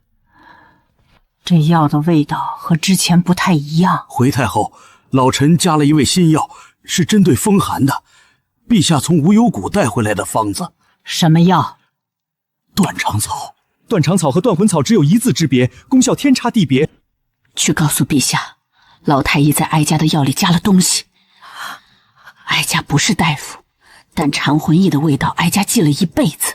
楼主，要不要立刻拿下老太医？拿，但不要惊动太医院其他人，秘密审问。他是玄尘最早埋下的暗桩，嘴里一定有用的东西。陛下，天牢走水，大皇子越狱了！太后的药被动手脚，天牢走水，凤锦越狱，玄尘的最后3颗棋同时动了。太后那边是虚招，他知道太后能识毒，故意让老太医暴露，引我把注意力放在寿康宫。天牢才是实招。但放凤锦只是第一步，他放凤锦不是为了救他，是为了让凤锦去江南山洞叛乱。传令下去，天牢的火照常救，凤锦让他跑。风雨楼的人一个都不许离开京城，寿康宫加派暗卫，从现在起太后身边不能少于6个人轮班守护。属下明白。那老太医那边，我亲自审。你去办一件事，把冷宫的门也看紧了。凤锦能跑，柳皇后虽然疯了，但也姓柳。玄尘不会放过任何一颗能用的棋。朝阳，你回来了，母后好想你。朝阳早就死了。是你当皇帝了！就算他们都归你，我偏不归！你杀了我的朝阳，你毁了我的锦儿，我做鬼也不会放过你！昨夜有人来找你，给了你一个瓷瓶。瓷瓶？你说这个？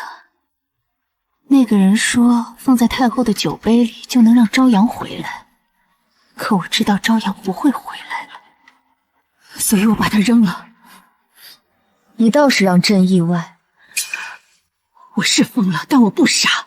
那个人是先帝的侍卫，他来找我是为了利用我。你和玄尘斗，都想拿我当棋子，我偏不做棋子。我什么都不要了。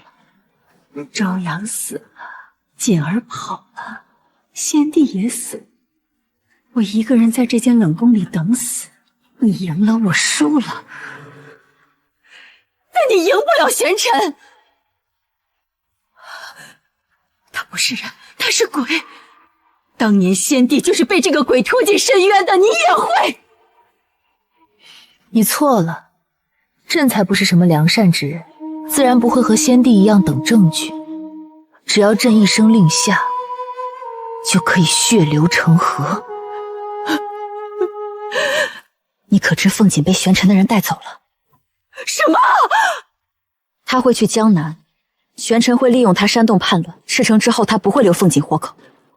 如果你想让你儿子活着，就告诉我玄琛还联系过你什么？他说除夕那晚京城会有3场大火，一场在天牢，一场在金銮殿。皇上，天亮之前要出京城地界。去哪里？江南，你父皇的旧部在金陵等你，他们会拥你为帝。北蛮在北境牵制风雨楼的主力，蜀中叛乱，拖住朝廷的援军。你只需要在江南登高一呼，天下就会响应。我凭什么信？是你，殿下。属下伺候先帝20年，先帝被废那天，属下被赶出宫，是国师收留了我。我等了这么久，就是为了今天。我母后呢？她还在冷宫。冷宫昨夜大火，刘皇后已葬身火海。她终于解脱了。走吧，去江南。孩子，太庙和金銮城是他的真正目标，你要在这2个地方布防。我会在金銮殿和太庙各埋伏一队暗卫。太后，古引子本身无毒，但和宫宴上的龙涎香混合，就变成了另一种东西。不是毒，是解药，解的是当年缠魂饮的解药。皇祖母体内残留的缠魂饮药被中和了，压了这么多年的余毒，全部翻涌出来。陛下，太后年事已高，余毒同时发作，5脏6腑都受了损伤，老臣无能为力。我没问你有没有能力，我问的是太后还能撑多久。若用9转神针稳住心脉，最多撑10日，但这10日必须找到缠魂饮的原始配方。10日够了，你下去吧，这里我来守着。莫西，传令下去，太后病危的消息一个字都不许传出寿康宫。是。谁说出去，我要谁的命。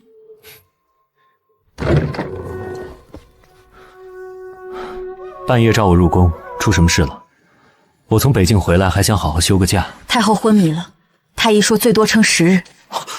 什么？凤锦在江南登基称帝，讨伐檄文已经发到了各州府。看来这麻烦不小啊。北境瘟疫刚被云师傅压下去，北蛮3万铁骑还在边境没撤。你想让我做什么？暂代朝政，我要亲自给太后施针续命。朝堂上的事我顾不过来。你让我代政，不怕我趁机拉拢人心把你赶下去？若你有能力，那把椅子自然是你。10天，我替你稳住朝堂。10天之后，不管太后能不能醒，你把朝政接过去。楼主，老太医在狱中愿意招了。他说古引子是玄尘给他的。现在知道了，他背后是玄尘。把人拿下，抄家，龙涎香的来源查清楚。是。对了，凤锦的檄文不用压，让他传得越广越好。我要让天下人都看清楚，谁才是凤家正统。9针锁心脉，只能维持一段时间。缠魂饮的余毒在皇祖母体内埋了太久，当年的解药只清了表层的，深层经络里的毒素这些年一直在缓慢扩散。玄尘下的蛊引子让压了多年的余毒同时爆发。陛下，给太后服当年的解药不行吗？当年的解药是师傅配的，配方里的核心药材断红草根须只有南疆产，而且花期30年一次。花期已经过了，全天下现存的所有断魂草根须都在玄尘手里。他不死，皇祖母就无药可救。陛下，老臣知罪。老臣在太医院30年，从来有害过太后的心思。可国师拿了老臣的孙子，老臣的孙子才5岁，老臣没办法，真的没办法。你孙子的下落我已经让风雨楼去查，现在你告诉我，除了龙涎香，玄尘还让你在宫宴上动过什么手脚？没有了。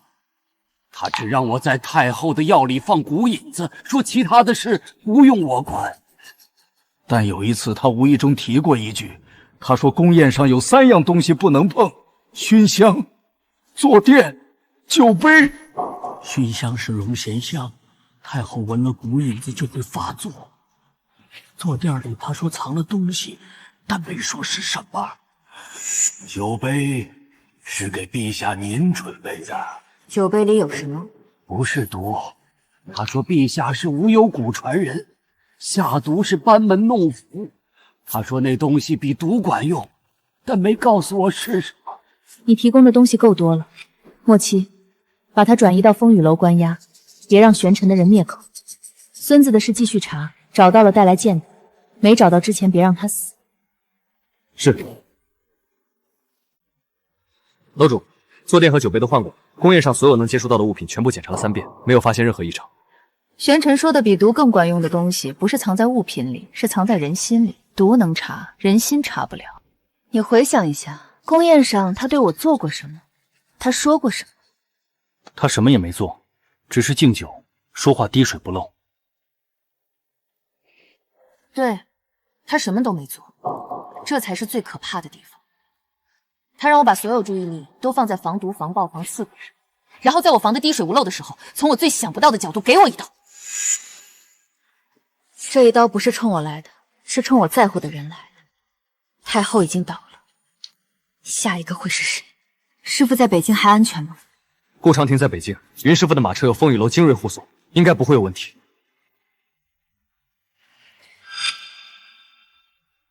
应该不够，给顾长风传书，让他亲自护送师傅回来。北蛮的瘟疫已经控制住了，师傅留在北京没有意义，让他回来，最快速度。陛下，您的头发白了头啊！老奴去请太医。不用，就是累了，这几天睡得太少，多睡几觉就黑回来了。陛下，您从除夕到现在就没睡过一个囫囵觉，太后要是醒着看到您这样，会心疼的。那就别让太后看到，这银丝藏在里面，不仔细看发现不了。等太后醒了，我染一染就好。你下去休息吧，今晚我来守。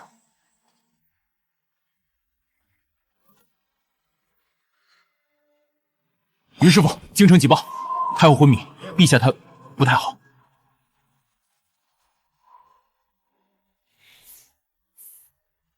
顾将军，北蛮军营的瘟疫已经控制住了，后续只需按方服药。我要立刻回京。属下奉楼主之命护送您回去。马车太慢，换快马，两人轮换，3天能到京城。那就3天。阿慈一个人在京城撑了那么久，不能再让他撑下去了。楼主，那不只是几缕，您的头发白了一片。我知道，藏在里面看不出来就行。你把镜子拿走，别让我再看见。属下已经给云师傅传书了。谁让你传的？是属下擅自做主，楼主罚我吧。他看了信会往回赶，北京到京城最快3天。他身体本来就不算好，3天快马赶回来，到了京城也得倒下。你传的不是信，是给他添了一道催命符。属下只是想，楼主身边需要一个人。我知道，不罚你，但你记住，以后不管出什么事，不要拿师傅的安危来给我当安慰。他活着比我身边有个人更重要。去给沿途驿站传令，备好换马和食水，让他路上好走一点。是。讨伐檄文已经传遍江南各州，下一步该怎么做？下一步，你要以正统皇帝的身份发布第2道旨意，宣布凤京此为前朝余孽，篡位自立，号召天下义士秦王讨逆。檄文我已经拟好了，你只需要盖上玉玺。玉玺？我哪来的玉玺？这玉玺怎么在你手里？你父皇登基时，我就在他身边。这枚玉玺是我亲眼看着他刻的。他退位那天，有人趁乱把他从宫里带了出来。你们凤家的人丢三落四，我替你们保管了18年。你到底想干什么？帮你夺回皇位。你父皇欠我的，你还给我，就这么简单。我父皇欠你上什么天下？30年前他答应我共享天下，结果他只给了我一个国师的位置。我等了这么久，该连本带利收回。你放心，我对那张椅子没兴趣。我要的是凤京此死，你坐江山，我拿属于我的东西。合作双赢的事，你不会拒绝。江南檄文大家都看了，有什么想说的就说。殿下，江南叛军号称3万，又有北蛮在北境虎视眈眈。如今太后病危，陛下的师傅远在北境，朝中无大将可用。老臣以为当遣使议和。臣附议江南水乡易守难攻，朝廷军马长途跋涉，恐难取胜。谁说朝中无大将可用？朕还没有倒下，你们就急着议和了？江南叛军3万，朕的风雨楼5000精锐就能灭。北蛮铁骑在草原上冻了一整个冬天，战马都站不稳了。你们怕他们打进来？朕现在就可以告诉你们，北蛮打不进来，因为朕的师傅已经把他们的瘟疫治好。他在檄文里说自己是凤元正统继承人，那朕倒想问问他，凤元还在世，他这个正统是谁封的？自己封自己？你来干什么？是不是终于要杀我了？不杀你，我要你上朝。你是他嘴里那个正统，你去告诉天下人，他到底是不是正统？你要我当众承认锦儿不是我的儿子？对，不是我要你说，是你欠我父皇一个真相。你杀了我父皇，用他的命换了皇位，这笔债你用退位诏书还了一半，还有一半你还没还。现在是你还另一半的时候。如果我说了，你能放过锦儿吗？不能，他越狱叛国，自立为帝，按律当斩。但我可以给他留个全尸，按皇子之礼下葬，这是他最好的结局。你配不配给他求情，你自己清楚。我欠你父皇的，我还，但你要答应我一件事。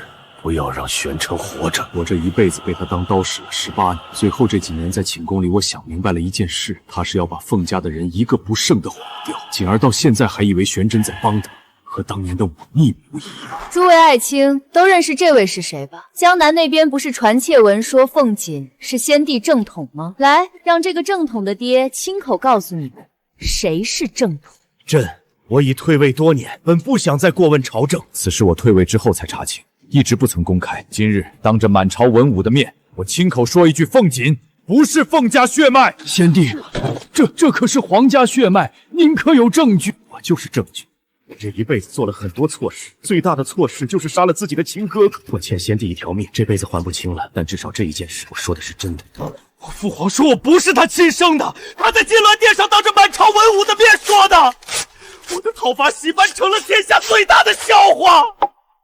我听到你确实不是凤元的儿子，这一点我早就知道。你知道为什么不早告诉我？因为我不在乎你是不是正统，我要的是一面旗帜，旗子上写凤字就行。至于你是真凤还是假凤，不重要。可惜你连当旗帜的价值都没有了，你的父皇亲手也把你这面旗撕了，你在江南就失去了所有号召力。那你还要我吗？不要了，弃子。娘娘，老奴给您送吃的来了。今天是什么日子？是不是朝阳回来看我了？娘娘，老奴跟您说一件事儿，大皇子在江南登基了，当了皇帝。可是先帝就是陛下他爹，在金銮殿上当众说大皇子不是他亲生的。他说了什么？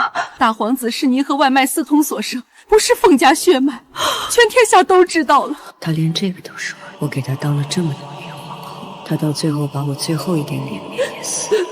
朝阳死了，锦儿完了，我也没什么好活的了。你出去吧，我想一个人静一静。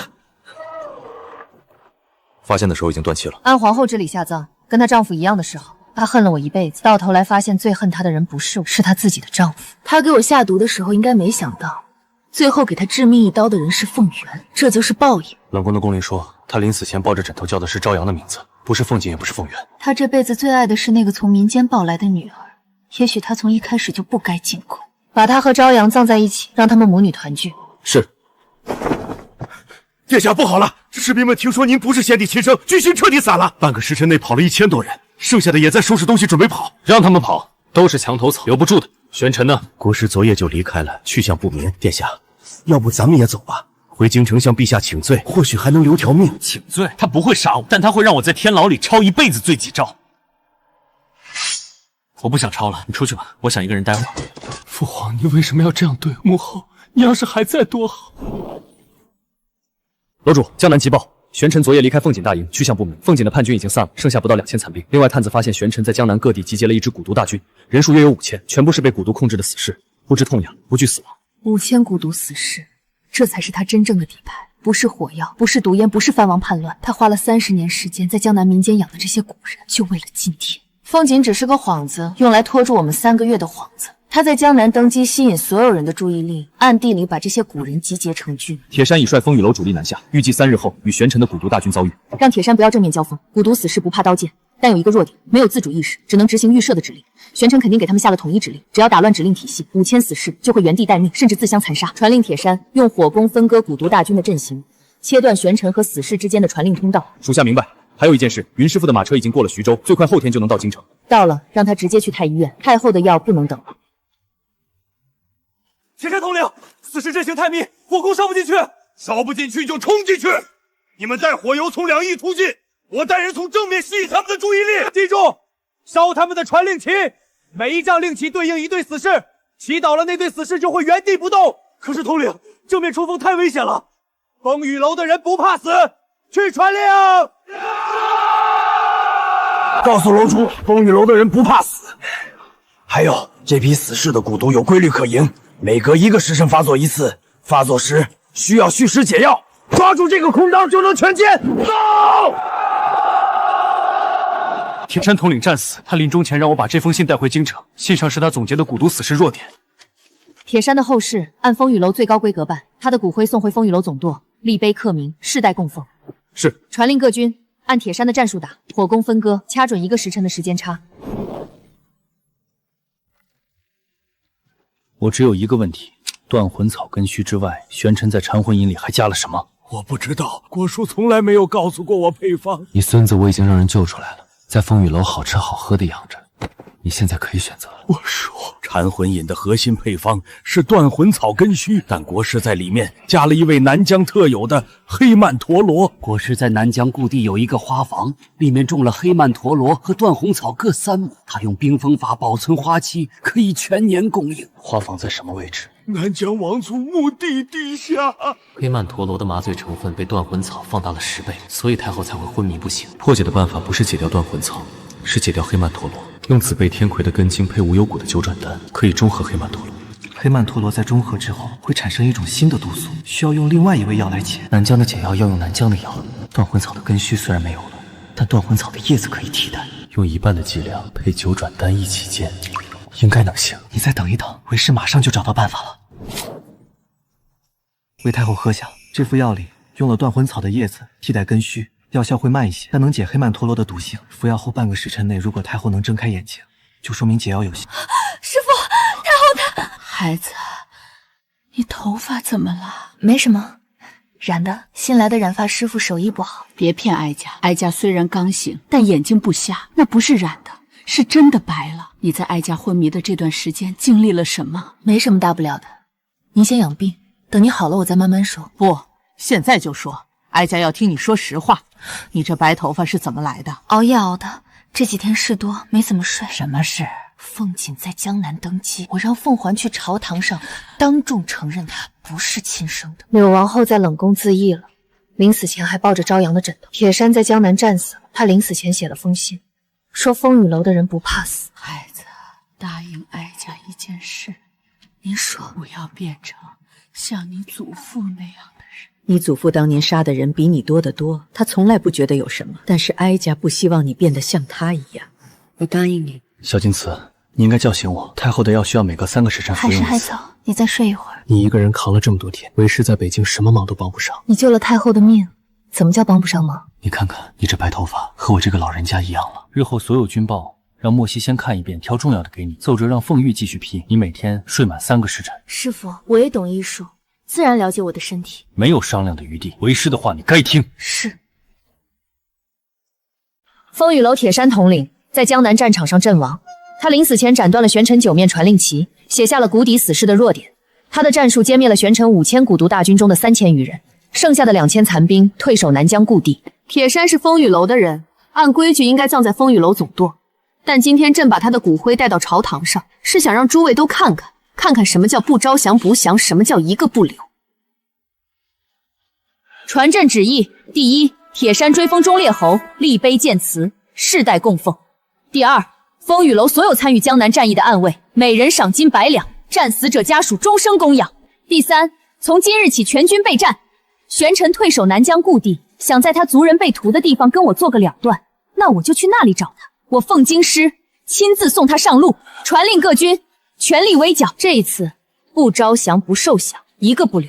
我要让玄尘亲眼看着他的棋子一颗一颗被我碾碎。陛下，战事风险太大，玄尘手里只剩2000蛊毒残兵和一座空城，此时不打，更待何时？你想要去御驾亲征？是，这一次你不用跟去，你在京城帮我照顾太后。不，我跟去。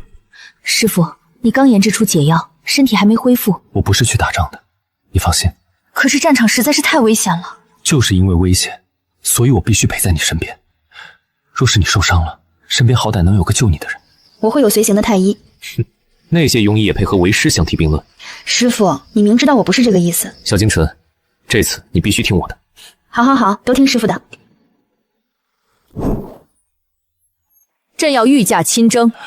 陛下万万不可！御驾亲征事关国本，稍有差池，动摇社稷。玄尘不过一介亡国余孽，退守南疆，苟延残喘，派一员大将足矣，何必陛下亲临险境？你说的对，他确实在苟延残喘，但他手里还有2000蛊毒死士和一座他族人被屠的空城。那座城是他恨了30年的起点，也是他布局30年的终点。他去那里不是想赢，是想在那里做个了断。他要我去我就去，他要了断我给了断，这不是打仗，是赴约。可是陛下，您走了，朝中怎么办？朝中交给太后和二皇子，太后听政，凤于监国，所有奏折由2人共同批阅。风雨楼留守京城，莫七负责宫中防务，云师傅随我出征。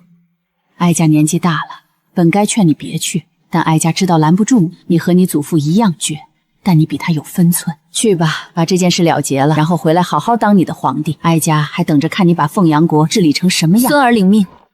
你把朝政交给太后和凤羽，把宫里交给我，你自己呢？我带风雨楼2000精锐南下，玄尘手里只剩2000残兵，加上蛊毒死士，总共不到5000人。但他的蛊毒还没有完全失效，军中需要你。你把风雨楼的调度权交给我，就不怕我指挥不了？我是大夫，不是将军。你不是将军，但你是师傅。风雨楼的人听我的，也听你的。我跟他们说过了，这次南征我不在的时候，你的命令就是我的命令。为师这辈子拿的最重的东西是药箱，没拿过兵符。那这次就拿一次，药箱也带上。蛊毒的解药需要你现配，玄尘手里的蛊毒配方你比任何人都熟，没有你2000精锐扛不住他的蛊。我跟你去，不是因为风雨楼需要我，是因为你需要一个人在旁边看着你。你每次御驾亲征都不要命，上次在长乐宫火海里是莫七拉你出来的，你一个人站在最前面。这次在南疆故地，我不在旁边，你可能会做出什么事，到时候没人劝得住你。什么事？把整座山楂坪和玄尘同归于尽。所以我必须去，不是为了打仗，是为了看着你。楼主，前方军报，玄尘弃守金陵，率残部退往南疆故地，沿途3城全部弃守，百姓未遭兵祸，城内粮仓完好。他退得很有秩序，不像溃败，更像是主动收缩。3城全弃，不烧粮仓，不扰百姓。他要留一个完整的江南给我看，让我知道本来可以屠城，可以烧粮，可以焦土抗战，但他没有。他在用不屠城来告诉我，我不是你祖父，我不杀无辜的人。可他在江南战场杀了铁山和那么多风雨楼的兄弟。对，所以他还是该死。不屠城只是底线，不是功劳。杀了铁山就得偿命。他以为留3城百姓能换一个谈判的机会，但他想多了。我来南疆不是来谈判的，是来杀他的。南疆故地四面环山，进山只有一条路。探子说山口布满了蛊毒陷阱，大军硬闯会伤亡惨重。不从正面进山，分兵3路。洪潇带一队绕后，顾长亭从西侧峭壁攀上去，我带主力正面佯攻吸引注意。玄尘在山口布了蛊毒，他的死士一定集中在山口。等洪潇和顾长亭从后方和侧翼突入，正面的死士就会被切断退路，到时候3路合围，关门打狗。属下这就去传令。明天就要攻山了，你站在这里看什么？看那座山。玄尘说他的族人全被埋在山上，连墓碑都没有。我上次来立碑的时候，他把手放在他母亲的名字上，手指在发抖。30年的恨让他的手在发抖，可他没有推到那块碑。师父，你说他为什么不推翻那块碑？因为那块碑上刻的不只是他族人的名字，还有他这辈子唯一一次被人承认的痛。他等了30年，等的不是复仇成功，是有人愿意承认他族人的死是错的。你承认了，给他没办法感激你，因为你的祖父杀了他的全族。你想怎么办？明天攻山，先打，打完再说。他是该死还是不该死，不是我说了算，是战场上说了算。如果他在战场上杀了我们更多的人，那他就该死；如果他束手就擒，那就把他押回京城，终生囚禁。不管怎样，明天都是了断。楼主，玄尘派人送来一封信，信使说国师只请您一个人去见他，就在山上的王族墓地。如果您去，他只想跟您一个人说话。他是要在死之前把想说的话说完。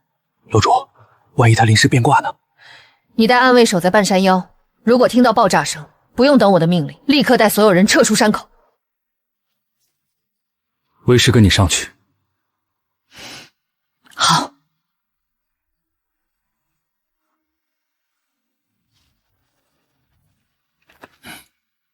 你来了，怎么还带了人？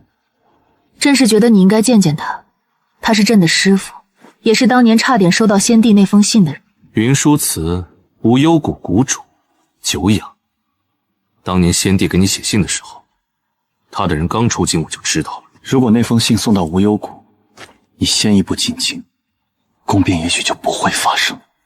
可惜，你的回信在路上被我截了。我看了你的回信，你说先帝多疑是好事，但不要疑神疑鬼，建议他多派暗器查证。你差点就坏了我的事，所以先帝到死都不知道那封回信的存在。他知道又如何？他信任我多过信任你。我知道，我一直在想，如果当年我快马进京，也许能救下先帝。后来我想明白了，你不会让我进京。你倒是看得开，不是看得开，是知道这世上有些事不是我能改变的。就像你现在坐在这，手里握着引爆火药的机关，也没能改变任何事。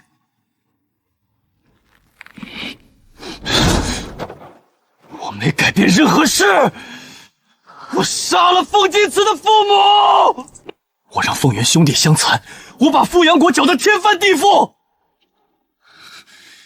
你说我没改变任何事？你改变了很多人的人生，但你改变不了你全族的人已经活不过来了。你折腾了30年，你母亲和2个妹妹还是躺在这座山上。你以为复仇成功了就能让他们安息，可他们的名字却变成了一场战争。你母亲如果泉下有知，她不会希望自己的儿子用30年来复仇，她会希望他好好活着。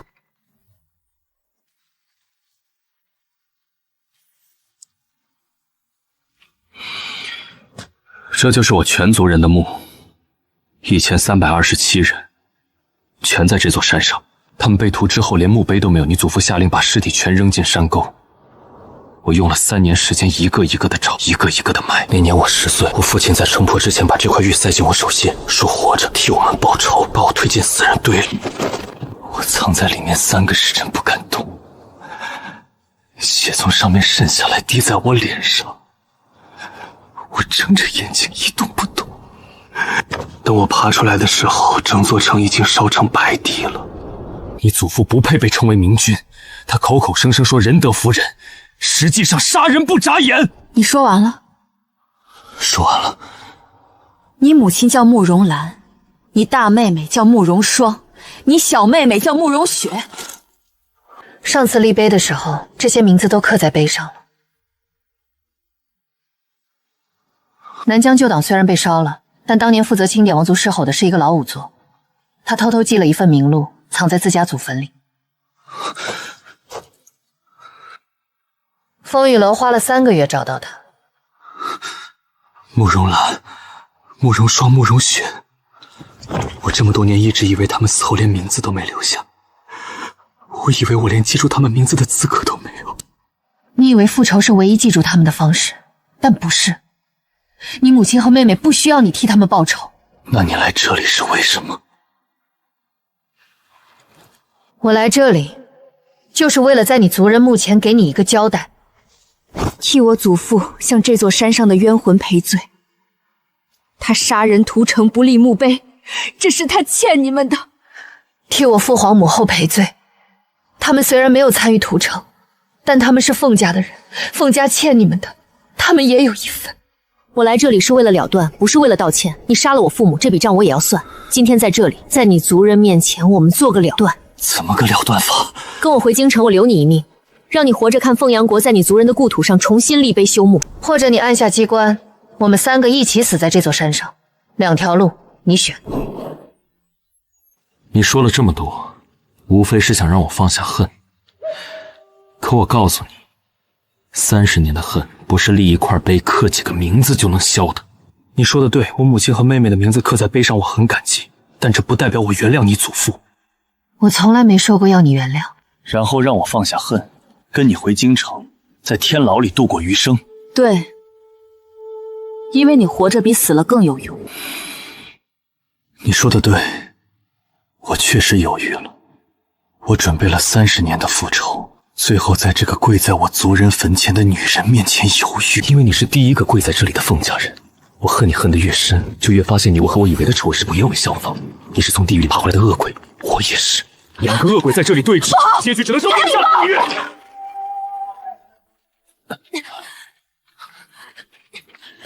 师傅，师傅，我去叫人。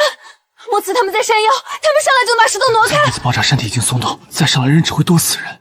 你听为师说几句话。你说的话从来都是骗我的。你说你会活着，你要带我去看桃花，全是骗我的。为师真的没有遗憾。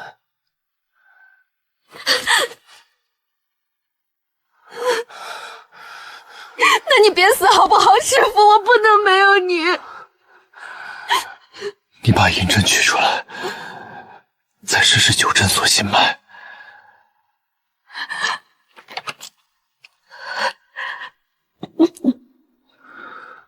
为师真的没有遗憾。你第一次拿针的时候也是这样抖的。记得那年你5岁，拿一根银针去扎一个梨，扎不进去，急得满头大汗。后来你扎遍无忧谷所有能扎的东西。师傅，师傅，你别说了，你别说了。你连为师晒的药材都被你扎上了针包。再后来，你能用九转神针救人了。太后、宫女、太医院的老太医都受过你的针。为师总在想，这辈子教过最好的徒弟就是你。就你一个，所以你就是最好的，也是唯一的徒弟。唯一陪着为师在无忧谷过了18年的人，为师没有遗憾。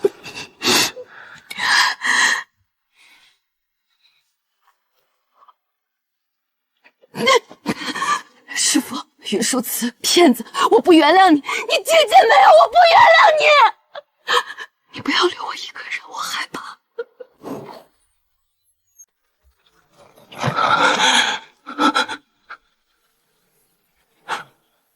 楼主，他走了。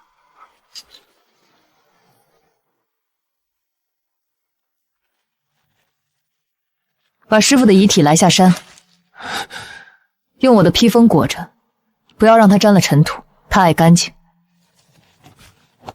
你没死，那谁来给他收尸？我，你的炸药没炸死我，炸死了他。你不是想让我变成你吗？你猜我现在想干什么？你想杀我？说得对，我现在特别想杀你。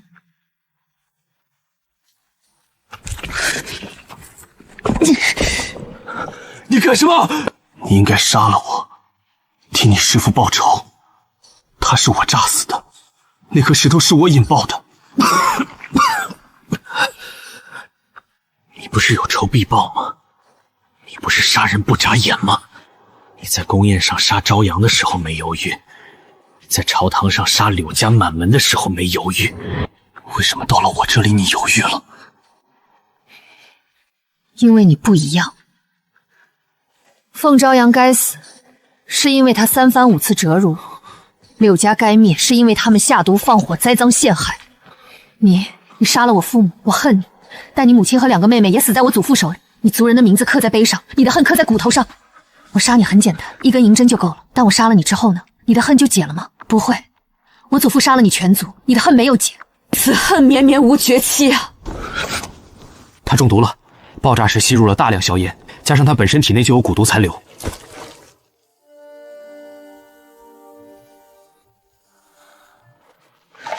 九转神针，锁心脉，把他押回京城，关入天牢最深处，没我的命令不准死。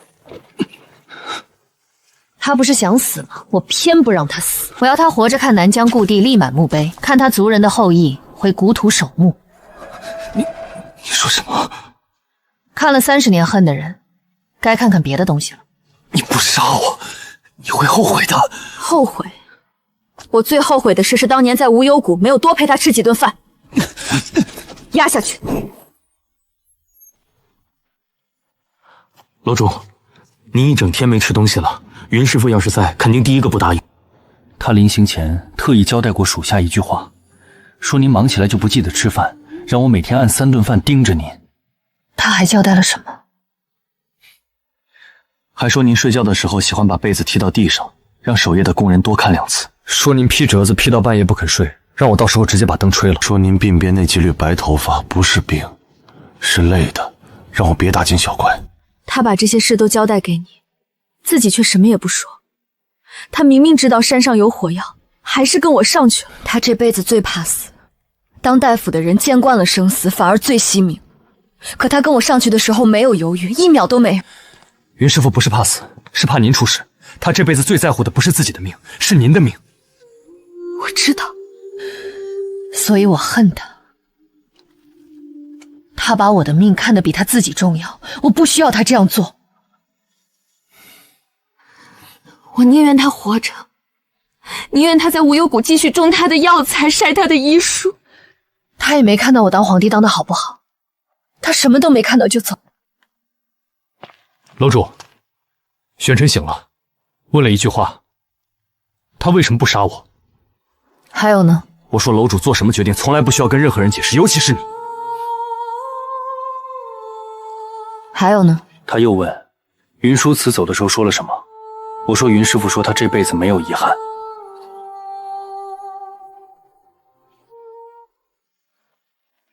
楼主，山上的碎石清理了一半，王族墓地的碑还立着，没有损坏。工匠已经把爆炸震裂的碑面修补好了。另外，他们按照您的吩咐，把山上所有能辨认的坟墓都开始修缮立碑，不是只给南疆王族，是给所有在灭国之战中死难的南疆人。那就好。那块碑立了才几个月就被震裂了，但碑还在。师父在南疆的时候跟我说过一句话，他说南疆人死不葬坟，魂魄无所归，这是他们最大的痛。属下明白。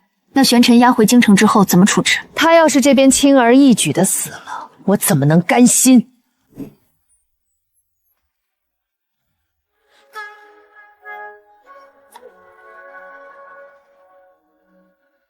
臣率百官恭迎陛下回京，恭迎国师回京。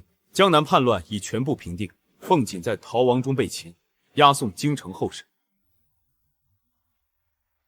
传朕旨意，大皇子凤锦试图谋反后越狱，引起江南叛乱。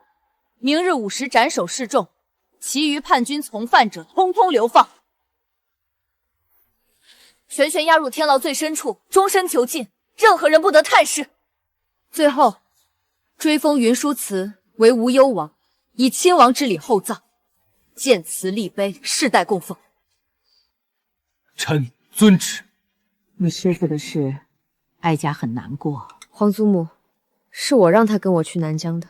你别把责任往自己身上揽。我只是在想，如果那天我没有带他上山，他现在还活着；可如果不带他，就不是我儿子了。哀家当年跪在你祖父面前求他别屠城，他没有听，哀家自责了30年。后来想明白了，有些事不是一个人的错，是一连复串的因果。这条因果链的末端做了你能做的所有事，其他的就只能尽人事听天命了。楼主没来，我猜他不会来。他说葬礼是给活人看的，他要说的话已经在南疆说完了。他去哪儿了？我认识楼主这么多年，从来没见他哭过。他小时候经历过功苦，从那以后就不会哭了。云师傅是他唯一一个能让他放下戒律。但现在这个人没了。山崖上，我派人远远守着，让他一个人待着吧。他应该有很多话想跟云师傅说，有些话当着我们的面说不出口。师傅，你的葬礼我去了，去了一半，走到宫门口又回来了。那么多人跪你，你知道吗？满朝文武4大护法、太后和2皇子，全都得恭恭敬敬跪在你面前。就当是我替你奢侈一回，你别生气。你说过等桃花开了带我回无忧谷，可现在是腊月，没有桃花，只有这壶桃花酿是你当年酿的，埋在桃树下。你说等阿慈长大了再挖出来喝，我今天挖出来了，你不在了。你酿的时候肯定多放了糖，太甜了。你走的时候说没有遗憾，我不信。你没看到桃花开，你没看到我当皇帝当的好不好，你没等到我给你养老送终，你没写完那本医书，那书稿还摊在桌上，砚台里的墨早就干了。恨你替我去死。这世上谁都可以替我去死，只有你不可以。所以我不原谅你，你别指望我会原谅你。我们就算是下辈子，我也要做鬼纠缠你。不过你放心，我不会变成玄尘的那种人。你说过的话我都记得。江南叛乱已平，玄尘已押入天牢，南疆故地已设为王族陵墓。这场仗打了3个月，从京城打到江南，再打到南疆，风雨楼折损精锐200余人，铁山战死，云舒祠殉国。从今日起，凤阳国再无南疆旧仇，也再无玄尘之患。朕要开始推行新政。第一项，废除延续100年的苛捐杂税中的不合理条款，凡以战备名义加征的赋税一律取消，已经征收的退还百姓。第二项，清理朝中腐败，6部3品以上官员财产全部申报。风雨楼不核实，谁的私账不对，朕在早朝上念他的名字。第三项，重用寒门士子，春回提前到明年2月。所有考生不问出身，不论门第，只论文章才学。第四项，江湖与朝堂互通有无，雨楼正式成为皇家密探机构。江湖人考武举可入朝为将，不再以出身不正为由排斥在外。谁有异议，现在就说，没人说就退朝。你上朝时说的新政第1条就是减免赋税，满朝文武的脸色一定很好看。好看极了。有几个脸都绿了，尤其是户部那个老尚书，他管了这么多年赋税，让我一纸诏书全推翻了。他跪在那里憋了半天，说了一句：“陛下，这不合规矩。”我说什么规矩？百姓吃饱饭才是最大的规矩。你比你父皇大胆，比你祖父开明。你祖父一辈子没敢动那些苛捐杂税，你登基半年全动了。哀家有时候想，你要是早生30年，凤阳国也许不是现在这个样子。早生30年，我就不会遇到师父了。他要是还在就好了。他不在，但他在的时候教了我很多，够我用一辈子。皇祖母，橘子甜吗？甜，你每次来都带橘子，哀家吃的牙都快倒了。师父说吃甜的能让心情好，他走了以后，我每天吃1颗橘子。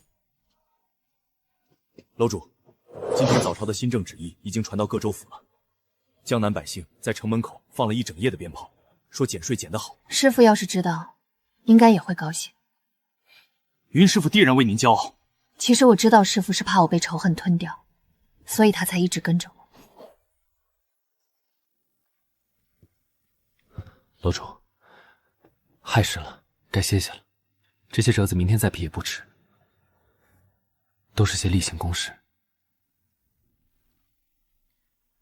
他给你留了多少条嘱咐？17条：按时吃饭，不许熬夜，天冷加衣，下雨带伞，朝堂上别动气。他还真的是把所有能想到的事都交代。跟大臣吵架别拍桌子，批折子每半个时辰起来走一圈。别总是吃橘子当饭，橘子上火。他说过的话你倒是记得比我清楚。因为楼主太忙了，属下替您记着。这碗参汤快凉了，您趁热喝。喝完属下就退下，不打扰您批折子。凤京池，我以为你会杀我替你师父报仇。我本来打算在宣判死刑的那天吃下这颗药，不给你杀我的机会。罢了，我们扯平了。你替凤家还了债，我用命还你的债。虽然不够，但这是我唯一剩下的东西了。楼主，是藏在崖里的毒药。我知道。他的遗物怎么处理？火葬，骨灰送回南疆，葬在他族人墓旁。真是没意思。新政的实施细节，朕上次提了4项新政，各部回去议了半个月，今天把方案呈上来。户部先说，赋税减免怎么落实？回陛下，臣等核查了历年赋税条款，共查出以战备、边防、河工等名义加征的苛捐杂税共计37项，其中27项确属不合理指条款，已经征收的部分从夏季赋税中抵扣，剩下10项涉及边防军费，臣等不敢擅断。边防军费不能从老百姓嘴里抠，这10项里如果有重复征收、超额征收的，照废不化。军费缺口从国库补足，朕的司库拿出30%充作边防费用。陛下圣明，老臣还有一个请求：水税减免之后，地方财政会有缺口，臣拟了一份开源节流的方略，请陛下过目。其中最主要的措施是裁撤冗员，各部衙门重复的职位合并裁撤，节省下来的俸禄充实地方。传上来旨意，从今日起，朝廷官员工资削减30%，从朕到各部侍郎一视同仁，朕带头减俸，后宫开销减半，庆典宴席一律从简，省下来钱全部冲入边防和地方民生。你们的日子过得紧一些不要紧，百姓的日子不能紧。各地藩王的岁俸是一笔不小的开销，如今藩王数量虽已削减，但岁制用100年未曾改动，按例每年需支付各藩王府大量银两和粮饷。藩王岁俸减半，告诉他们，国家现在要养兵养民，藩王们有亲自来京城朕当面谈，谁不同意，朕会请他喝茶。你不是刚从北境回来吗？如今已经安稳了，为何还要驻守北境？一来是北境需要人守着，顾长廷虽然武功高强、剑法通神，但他毕竟是江湖人，不擅长和边关将领打交道。二来嘛，就是我习惯了，冬日煮雪的日子还不错。你想好了？既然你信我，就让我替你守北境。北境交给你，我放心，但要记得每年除夕回来过一次年。好，每年除夕我回来，给你带北境的冻梨。你登基快2年了，还习惯吗？习惯了，就是座位有点硬，冬天坐着凉，夏天坐着热。大臣们说历代皇帝都是这样坐过来的，我说那就加个垫子，他们愣了半天才去办。哀家问的是坐稳了吗？新政推行了1年，赋税减了30%，朝中贪腐轻了一批，寒门士子考进来的比往年翻了3倍。师傅要是还在，应该会高兴。他以前总说大夫救人能救一个是一个，治国救人能救千千万。这哀家一直想问，什么时候开后宫？您怎么突然问这个？你每天批折子到半夜，哀家看着你都心疼。皇祖母，我喜欢的人已经死了，他要是还在就好了。没关系，他教我的东西还在，我替他活着，替他治理这个国家，这是他希望的，也是我心甘情愿的。陛下，属下有一事相求。说，我和顾长廷想成婚，在漠北并肩作战的时候就看对眼了，后来他替我挡了一箭，箭头淬了毒，他二话没说，直接把毒血吸出来，嘴肿了3天，我就觉得这个人靠得住。是，肿了4天。4天，行了吧？准。酒宴的账算宫里出，朕请客。谢陛下。那婚礼致辞谁来写？我写，不用礼部拟稿，我自己写。红霄，你想要什么样的致辞？越简单越好，别拽文。上次礼部给铁山写祭文，我听了半天没听懂。那就一句话：红霄和顾长廷天作之合。今日风雨楼的兄弟是你们的证婚人，祝愿你们百年好合。属下这条命是陛下救的，这杯酒敬陛下。陛下，属下喝了酒，说句大逆不道的话，要不要也找一个？这满朝文武里总有能入你眼的。红霄，你今天嫁人喝多了，朕就当没听见。不，属下是认真的。您一个人坐在那个把椅子上太久了。莫七一天说不了10句话，折扇先生只知道翻卷宗，顾长林不会开玩笑。您身边没有一个能陪您说话的人，属下看着难受。朕喜欢的人已经死了，他叫云舒慈，他知道，朕知道，他也知道，这就够了。不过朕今天高兴，不妨折扇先生替朕敬红霄一杯，灌醉他为止。是。红霄，来，这杯是蜀宫特产的烈酒，比你在岭南喝的劲儿大。来就来，我怕你？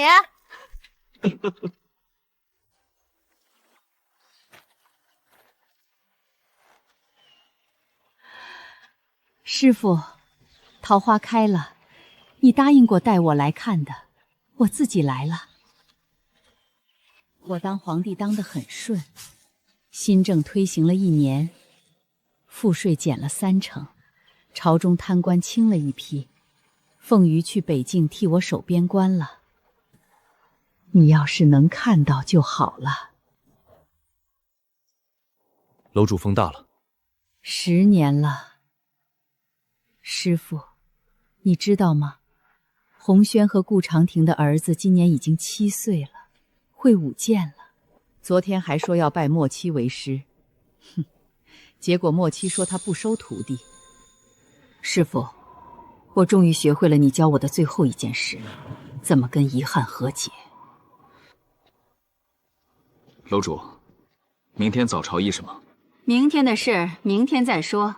今晚陪我去吃碗馄饨，你请客。属下没钱。那就赊账，记在风雨楼账上。这10年赊了多少顿了？123顿。老板说给您免单，您每次都说不必，记着就行。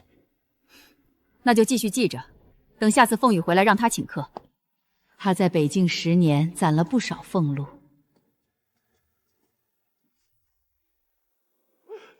陛下，驾崩了。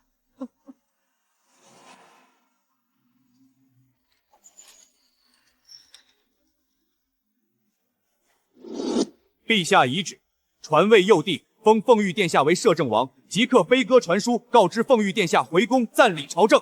我小时候家里交不起税，是陛下减了赋税。我爹说没有陛下，我们家早就饿死了。我是寒门出那年，陛下亲笔批了我的卷子，批了4个字可造之才。就因为这4个字，我从一个穷书生做到了户部侍郎。我在太医院学医，学的是云氏的医书。陛下把云氏的医书刊行天下，不收1分钱。我们所有学医的人都叫他云氏的徒弟。